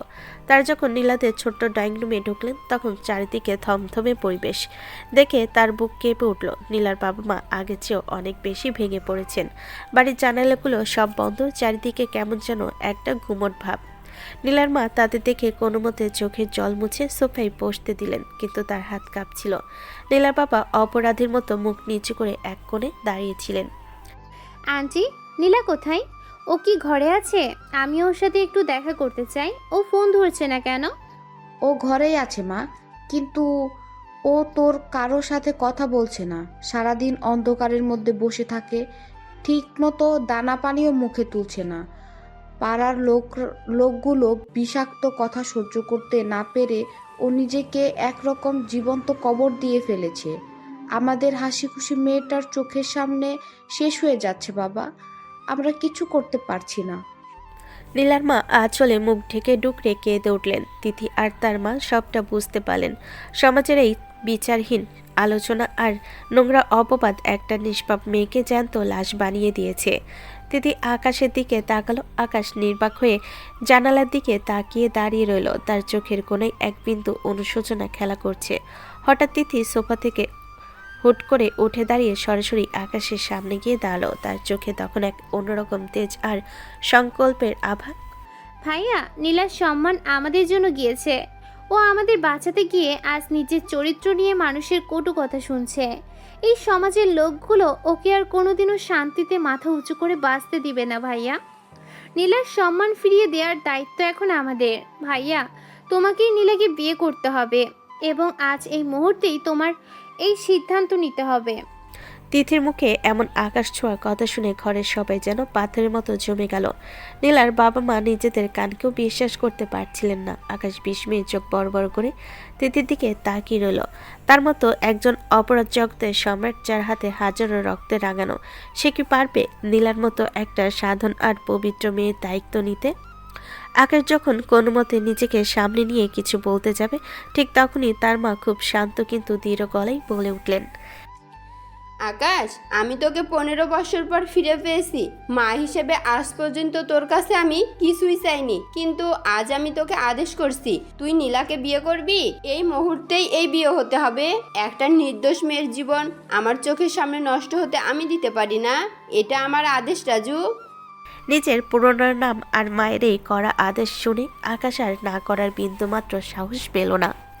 তার মায়ের চোখে সেই জল আর এই প্রথম করা এক কঠিন আদেশের কাছে আকাশের সব ক্ষমতা আজ নতি স্বীকার করল। আকাশের মা এবার ধীর পায়ে এগিয়ে গিয়ে নীলার বাবার সামনে গিয়ে দাঁড়ালেন। ভাইজান, আপনার কোনো আপত্তি আছে কি না বলুন। আমি জানি আমার ছেলেটা সমাজের চোখে হয়তো অন্যরকম, কিন্তু ও নীলাকে রাজরানী করে রাখবে। আপনাদের মেয়ের সম্মান ফিরিয়ে দেওয়ার এটাই একমাত্র পথ। ও আমার ঘরের বউ হবে, আপনারা নিশ্চিন্ত থাকুন। আমি আসলে বুঝতে পারছি না কি বলবো। আকাশ সাহেব অনেক বড় মানুষ, আমাদের মতো সাধারণ পরিবারে উনি বিয়ে করবেন? লোকে তো আরও কত কথা বলবে। নীলার বাবা দোনামোনা করে আকাশের দিকে তাকালে তিথি গিয়ে ওনার হাত ধরল। আঙ্কেল প্লিজ রাজি হয়ে যান। নীলার জীবনে এর চেয়ে ভালো কিছু আর হতেই পারে না। ভাইয়া ওকে শুধু ভালোবাসবে না, এই পুরো দুনিয়ার সব অন্যায়ের হাত থেকে ওকে ঢাল হয়ে রক্ষা করবে। প্লিজ আঙ্কেল, আমাদের ফিরিয়ে দিবেন না। তিথির মিনতি ভরা গলার স্বর শুনে নীলার বাবার চোখের বাঁধ ভেঙে গেল। সবার এমন আবেগপ্রবণ জোড়াজুড়ি আর আকাশের মায়ের অনর ইচ্ছার সামনে নীলার বাবা আর না করতে পারলেন না। তিনি চোখের জল মুছে সম্মতির মাথা নাড়ালেন। আকাশ নিজের পকেটে হাত দিয়ে শক্ত করে ফোনটা চেপে ধরল। সে বুঝলো তার জীবনের মোড় আজ থেকে পুরোপুরি বদলে যাচ্ছে। যে নীলাকে সে বিরক্তি আর অবজ্ঞার চোখে দেখত, আজ সেই মেয়েটাই তার জীবনের জীবনসঙ্গী হতে যাচ্ছে। আকাশের মা তিথিকে বললেন নীলাকে ঘর থেকে নিয়ে আসতে। কিছুক্ষণ পর অন্ধকার ঘর থেকে যখন নীলাকে বের করে আনা হলো, তার উস্কো খুস্কো চুল আর লাল হয়ে ফুলে থাকা চোখ দেখে সবার বুক ফেটে পড়ল। নীলা জানতো না বাইরে এই ড্রয়িং রুমে তার জীবনে কত বড় এক ফয়সালা হয়ে গেছে। আকাশের নীলার চোখ যখন একে অপরের উপর পড়ল, তখন এক দীর্ঘ নীরবতা বিরাজ করল। আকাশ মনে মনে এক কঠিন প্রতিজ্ঞা করল, যে সমাজ নীলাকে আজ কাঁদিয়েছে সেই সমাজের সামনে সে নীলাকে এমন এক উচ্চতায় বসাবে যে সবাই ওর দিকে তাকাতেই ভয় পাবে। নীলাদের সেই ছোট্ট আর কোমর ড্রয়িং রুমে মুহূর্তে এক গম্ভীর কিন্তু পবিত্র পরিবেশ তৈরি হলো। আকাশের মায়ের জেদ আর তিথির আকুল আবেদনের সামনে আকাশ শেষমেশ নদী স্বীকার করল। আকাশ বুঝতে পারল এ মেয়েটার সম্মান এখন তার নিজের সম্মানের সাথে জুড়ে গেছে। আকাশ তার বিশ্বস্ত লোক হৃদয়কে ফোন করে। তখনই একজন কাজী আর প্রয়োজনীয় সব ব্যবস্থা করতে বলল। আধা ঘন্টার মধ্যেই কাজী সাহেব আসলেন। নীলা তখনও পাথরের মূর্তির মতো দাঁড়িয়ে আছে, যেন সে বিশ্বাসই করতে পারছে না যে তার জীবনে এত বড় একটা পরিবর্তন মাত্র কয়েক মিনিটেই ঘটে যাচ্ছে। আকাশের মা তিথিকে বললেন নীলাকে একটু গুছিয়ে দিতে। তিথি তার নিজের ব্যাগ থেকে একটা হালকা লাল রঙের ওড়না বের করে নীলার মাথায় তুলে দিল। নীলার ফ্যাকাশে মুখে সেই লাল ওড়নাটা এক অদ্ভুত মায়া ছড়িয়ে দিল। বিয়ে পড়ানোর সময় আকাশ খুব শান্ত ছিল, কিন্তু তার ভেতরে বয়ে যাচ্ছিল এক বিশাল ঝড়। কাজী সাহেব যখন 3 বার কবুল বলতে বললেন, আকাশ খুব গম্ভীর আর ভারী গলায় কবুল বলল। নীলা খুব নিচু স্বরে কাঁপতে কাঁপতে তার সম্মতি জানালো। মাত্র কয়েক মিনিটের ব্যবধানে নীলা হয়ে গেল এই স্বরে দুর্দণ্ড প্রতাপশালী মাফিয়া কিং আকাশের স্ত্রী। কাকা, আপনি একদম চিন্তা করবেন না। নীলা এখন আমার আমানত। ওর দিকে কেউ যদি বাঁকা চোখে তাকায়, তবে সেটার বিচার আমি খুব কঠিনভাবে করব। আপনারা কালই আমার প্রাসাদে চলে আসবেন। আমি গাড়ি পাঠিয়ে দেব। এই গলিতে আর আপনাদের থাকার প্রয়োজন নেই। আকাশের কণ্ঠে এক অদ্ভুত আত্মবিশ্বাস আর দায়িত্ববোধ ছিল। নীলার বাবা আকাশের হাত ধরে অঝরে কাঁদতে লাগলেন। তিনি বুঝতে পারলেন তার মেয়েকে খোদা এক বিশাল পাহাড়ের নিচে আশ্রয় দিয়েছে, যেখানে কোনো ঝড় তাকে ছুঁতে পারবে না। আকাশ নীলাকে নিয়ে যখন বাড়ির বাইরে বের হলো, তখন পাড়া সেই কুচক্রী লোকজন আবার ভিড় জমালো। সুমনা খালা আর রমজান আলী দূর থেকে চোখ বড় বড় করে দেখছিলেন যে আকাশ নীলার হাত ধরে নিজের গাড়ির দিকে এগিয়ে যাচ্ছে। আকাশ গাড়ির কাছে গিয়ে হঠাৎ থেমে গেল। সে ঘুরে পাড়ার লোকগুলোর দিকে এক তীক্ষ্ণ আর ক্রূর দৃষ্টিতে তাকালো। তার চোখে সে অগ্নি দৃষ্টি দেখে রমজান আলী ভয়ে থতমত খেয়ে পিছিয়ে গেল। আকাশ খুব ধীর পায়ে তাদের সামনে গিয়ে দাঁড়ালো। আপনারা যারা গত কয়েকদিন ধরে এই মেয়েটির চরিত্র নিয়ে নোংরা গল্প বানিয়েছেন, তারা শুনে রাখুন, নীলা এখন আমার স্ত্রী। আপনারা যদি এরপর ওর নামে একটা শব্দ উচ্চারণ করেন, তবে মনে রাখবেন আমি কোনো আইনের পরোয়া করি না। আপনাদের ঘর বাড়ি আমি এক নিমিষেই ধুলোয় মিশিয়ে দিতে পারি। আজ আমি খুশির দিনে কোনো রক্তপাত করতে চাইছি না, তাই মাফ করে দিলাম, কিন্তু এরপর কেউ ছাড় পাবে না। আকাশের এই হুঙ্কারে পুরো গলি যেন শ্মশানের মতো নিস্তব্ধ হয়ে গেল। কারো মুখে আর একটাও কথা নেই। আকাশ সগৌরবে নীলাকে গাড়িতে বসিয়ে দিল। গাড়ি চলতে শুরু করলো। নীলা জানালার বাইরে নিজের চেনা গলিটার দিকে তাকিয়ে রইল। তার চোখে তখন জল, কিন্তু সেই জলে এবার আর অপমান নেই, আছে এক নতুন জীবনের অনিশ্চয়তা আর লুকানো কৃতজ্ঞতা। প্রাসাদে ফেরার পর আকাশের মা আর তিথি মিলে নীলাকে বরণ করে নিলেন। রাত গভীর হওয়ার সাথে সাথে প্রাসাদের ভেতর এক উৎসবের আমেজ শুরু হলো। আকাশে মনে ছিল অন্য চিন্তা। সে জানে জুলফিকারের কিছু লোক এখনো শহরে লুকিয়ে আছে এবং তারা এই বিয়ের খবর শুনে মরণ কামড় দেওয়ার চেষ্টা করবে। আকাশ তার স্টাডি রুমে বসে যখন ম্যাপ দেখছিল, ঠিক তখনই নীলা ঘরে ঢুকলো। নীলা এখনো সেই লাল ওড়নাটা পরে আছে। আকাশ নীলাকে দেখে চেয়ার থেকে উঠে দাঁড়ালো। আকাশের চেহারায় এখন আর সেই রুক্ষতা নেই। নীলা, আমি জানি এই বিয়েটা তোমার জন্য খুব হুট করে হয়ে গেছে। তুমি হয়তো আমাকে ক্ষমা করতে পারবে না, কারণ আমার জন্যই তোমার এই অবস্থা। কিন্তু বিশ্বাস করো, আমি তোমাকে তোমার যোগ্য সম্মান দেব। তুমি এই প্রাসাদের মালকিন, তোমার কোনো কিছুর অভাব আমি হতে দেব না। আমি আপনাকে ভুল বুঝেছি আকাশ সাহেব। বরং আমি কৃতজ্ঞ যে আপনি আমার বাবার সম্মান বাঁচিয়েছেন। আমি জানি আপনি মাফিয়া ডন হতে পারেন, কিন্তু আপনি একজন দায়িত্ববান মানুষ। আমি চেষ্টা করব আপনার যোগ্য স্ত্রী হয়ে ওঠার। আকাশের মনটা নীলার কথাই একটু নরম হলো। সে নীলার কাছে গিয়ে তার মাথায় হাত রাখলো। ঠিক সেই সময় জানালার পাশ থেকে একটা গুলির শব্দ হলো। বুলেটটা জানালার কাঁচ ভেঙে আকাশের কাঁধের খুব কাছ দিয়ে চলে গেল। আকাশ এক ঝটকায় নীলাকে মেঝেতে শুয়ে দিল এবং নিজে পজিশন নিল। সে বুঝলো শত্রুরা তার প্রাসাদের একদম কাছে পৌঁছে গেছে। আকাশ তার বেল্ট থেকে রিভলভার বের করলো এবং দাঁতে দাঁত চেপে গর্জন করলো, জুলফিকারের শেষ রক্তবিন্দু না মোছা পর্যন্ত আমার শান্তি নেই। নীলা, তুমি খাটের নিচে চলে যাও। হৃদয়ে সব কমান্ডোকে পজিশন নিতে বলো। আজ এই রাত হবে শত্রুদের জন্য শেষ রাত। আমি আমার পরিবারকে রক্ষা করতে নিজের প্রাণ দিতেও প্রস্তুত। বাড়ি তখন গোলাগুলি আর বোমার শব্দে আকাশ বাতাস প্রকল্পিত হচ্ছে। আকাশ তার রুম থেকে বেরিয়ে করিডোর গিয়ে পজিশন নিল। তার দুহাতে রিভলভার গর্জে উঠল। সে যেন একাই এই বিধ্বংসী আগ্নেয়গিরি। শত্রুপক্ষ বড় কোনো পরিকল্পনা নিয়ে এসেছে, কিন্তু আকাশে আজ পাগলের মতো লড়ছে। সে তার মা, বোন আর সদ্য বিবাহিত স্ত্রীর জন্য আজ নিজের মাফিয়া সত্তাকে পুরোপুরি জাগিয়ে তুলেছে। পুরো প্রাসাদ এখন রণক্ষেত্রে পরিণত হয়েছে। আকাশের এই মনপূর্ণ লড়াই দেখে হৃদয়ের কমান্ডারও জীবন বাজি রেখে লড়তে লাগলো। লড়াই করতে করতে আকাশ যখন একদল শত্রুকে শেষ করে সিঁড়িতেই নিচে নামছে, ঠিক তখনই দেখলো দূর থেকে একজন স্নাইপার নীলার ঘরের জানালার দিকে বন্দুক তাক করে আছে। আকাশের বুকটা যেন ফেটে গেল। সে কোনো চিন্তা না করে পাগলের মতো দৌড়াতে শুরু করলো। প্রাসাদের চারিদিক তখন বারুদের গন্ধ আর বুলেটের আর্তনাদ। আকাশ দেখল স্নাইপারের লাল লেজার লাইটটা নীলার জানালার দিকে স্থির হয়ে আছে। তার কলিজা যেন শুকিয়ে গেল। এক মুহূর্ত দেরি না করে আকাশ বাঘের মতো গর্জন দিয়ে সে স্নাইপারের দিকে লক্ষ্য করে পরপর 3টি গুলি ছুঁল। নিখুঁত নিশানা। স্নাইপারটা ছাদ থেকে পড়ে গেল, কিন্তু ততক্ষণে চারপাশ থেকে আরো কয়েক ডজন সন্ত্রাসী প্রাসাদের সীমানা প্রাচীর ভেঙে ভেতরে ঢুকে পড়েছে। আকাশ বুঝল আজকে সেই রাত যেদিন হয় সে তার রাজত্ব আর পরিবারকে চিরদিনের জন্য রক্ষা করবে, নয়তো ধ্বংস হয়ে যাবে। আকাশ পাগলের মতো দুহাতে রিভলভার চালাতে চালাতে নিচে নেমে এলো। তার পরনের সাদা শার্ট এখন রক্তে ভিজে লাল হয়ে গেছে, কিন্তু তার মধ্যে কোনো ক্লান্তি নেই। সে ড্রয়িং রুমে গিয়ে দেখল হৃদয় আর তার বিশ্বস্ত কমান্ডাররা শত্রুদের প্রতিহত করার আপ্রাণ চেষ্টা করছে। ঠিক সে সময় প্রধান ফটক চুরমার করে দিয়ে ভেতরে ঢুকল জুলফিকার। তার মুখে এক পৈশাচিক হাসি আর হাতে একটি ভারী মেশিন গান।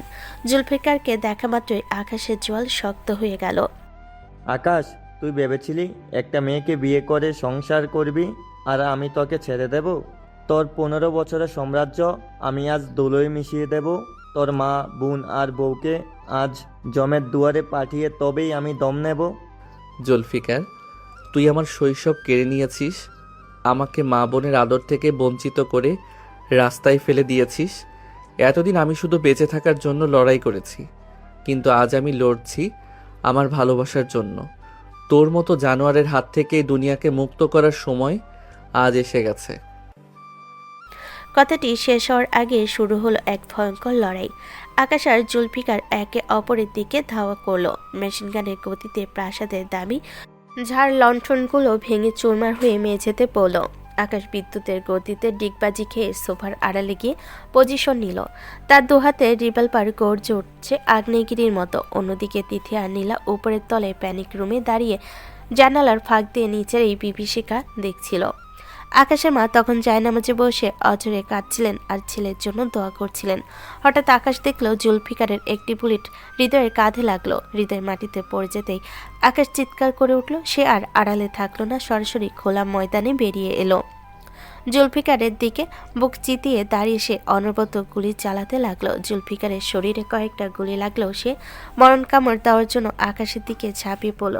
দুজনের মধ্যে শুরু হলো হাতাহাতি লড়াই। আকাশ জুলফিকারের গলা ধরে সজোরে দেওয়ালে আছাড় মারল। আকাশের প্রতিটি ঘুষিতে ছিল 15 বছরের জমানোর ঘৃণা আর অপমান।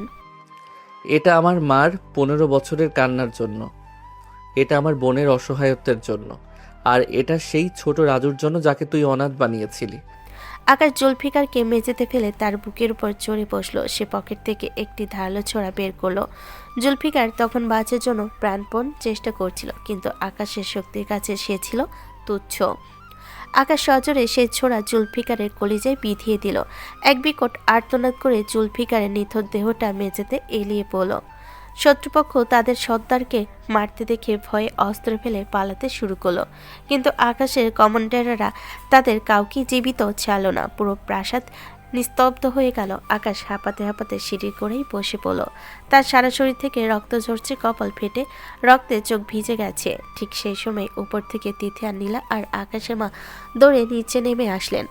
আকাশকে ওভাবে রক্তাক্ত অবস্থায় দেখে নীলা চিৎকার করে টুকরে কেঁদে উঠল। সে আকাশের কাছে গিয়ে তার মাথাটা নিজের কোলে তুলে নিল। এ কি অবস্থা করেছেন নিজের? কেন আমাদের জন্য এত ঝুঁকি নিলেন? আমি তো বলেছিলাম আমি মরতেও রাজি আছি, কিন্তু আপনার কিছু হলে আমি কিভাবে বাঁচবো? আকাশ কোনোদিন হারতে শেখেনি রে নীলা। তোদের জন্য আমি নরক থেকেও ফিরে আসতে পারি। দেখ, আজ থেকে আর কোনো শত্রু নেই। রাজু তার পরিবারকে ফিরে পেয়েছে। মা, আমাকে ক্ষমা করে দিও। তোমার ছেলেকে আজ অনেক রক্ত মাখতে হলো। আকাশের মা এগিয়ে সে ছেলে রক্তাক্ত মাথায় হাত রাখলেন। তার চোখের জল আকাশের ক্ষতে গিয়ে পড়ল। তিথি তার ভাইয়ের হাতটা শক্ত করে ধরে রাখলো। আকাশ নীলার দিকে তাকিয়ে বুঝতে পারল এতদিনে সে মাফিয়া ডন আজ সত্যি একজন পরিপূর্ণ মানুষ হয়ে উঠেছে। তার অন্ধকার জীবনে নীলা আর তিথি আলোর প্রদীপ হয়ে এসেছে। 3 মাস পর শহরের কোলাহল থেকে দূরে এক বিশাল বাগান বাড়িতে এখন খুশির আমেজ। আকাশ এখন আর মাফিয়া ডন নয়, সে এখন এক বিশাল টেক্সটাইল কোম্পানির মালিক। আন্ডারওয়ার্ল্ডের কালো জগৎ সে চিরতরে ছেড়ে দিয়েছে। সে তার সব অবৈধ সম্পদ গরিব অসহায় মানুষের জন্য বিলিয়ে দিয়েছে। হৃদয় এখন আকাশের প্রধান ব্যবসায়িক সহযোগী। নীলার তিথি দুজনেই আবার কলেজে যাওয়া শুরু করেছে। সকালবেলা আকাশ বাগানে বসে কফি খাচ্ছিল। ঠিক তখন নীলা এক থালা ফল নিয়ে তার সামনে এসে বসলো। নীলার পরনে এখন দামি শাড়ি, তাকে দেখতে একদম রাজরানীর মতো লাগছে। আকাশ নীলার দিকে তাকিয়ে মুচকি হাসলো।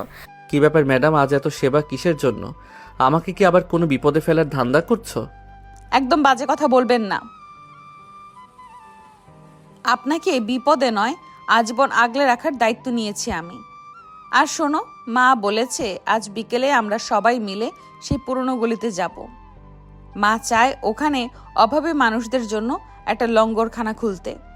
মা যা বলবেন তাই হবে। আমি এখন শুধুই তোমাদের এই ছোট্ট রাজত্বের সেবক। 15 বছর আমি রাজু হয়ে বাঁচতে পারিনি, কিন্তু এখন আমি বাকি জীবনটা তোমাদের মাঝেই কাটাতে চাই। তিথি দূর থেকে তাদের এই খুনসুটি দেখছিল আর হাসছিল। সে ভাবল কত অদ্ভুত এই জীবন, যে ভাইটাকে সে রাস্তায় রক্তাক্ত অবস্থায় পেয়েছিল আজ সেই তাদের পুরো পৃথিবীর মালিক। আকাশের দিকে তাকিয়ে একটা গভীর দীর্ঘশ্বাস নিল। আজ তার জীবনে আর কোনো মেঘ নেই, আছে শুধু এক বিশাল নীল আকাশ আর ভালোবাসার পূর্ণতা। আকাশের অন্ধকার দিনগুলো শেষ হয়ে এক উজ্জ্বল ভোরের সূচনা হয়েছে। যে রাজু একদিন রাস্তায় ধুলো মেখে বড় হয়েছে, আজ সে হাজার মানুষের অনুপ্রেরণা। ভালোবাসা আর ধৈর্য যে কোনো পাথরকেও হীরায় পরিণত করতে পারে। আকাশ আর নীলার এই গল্প তারই প্রমাণ।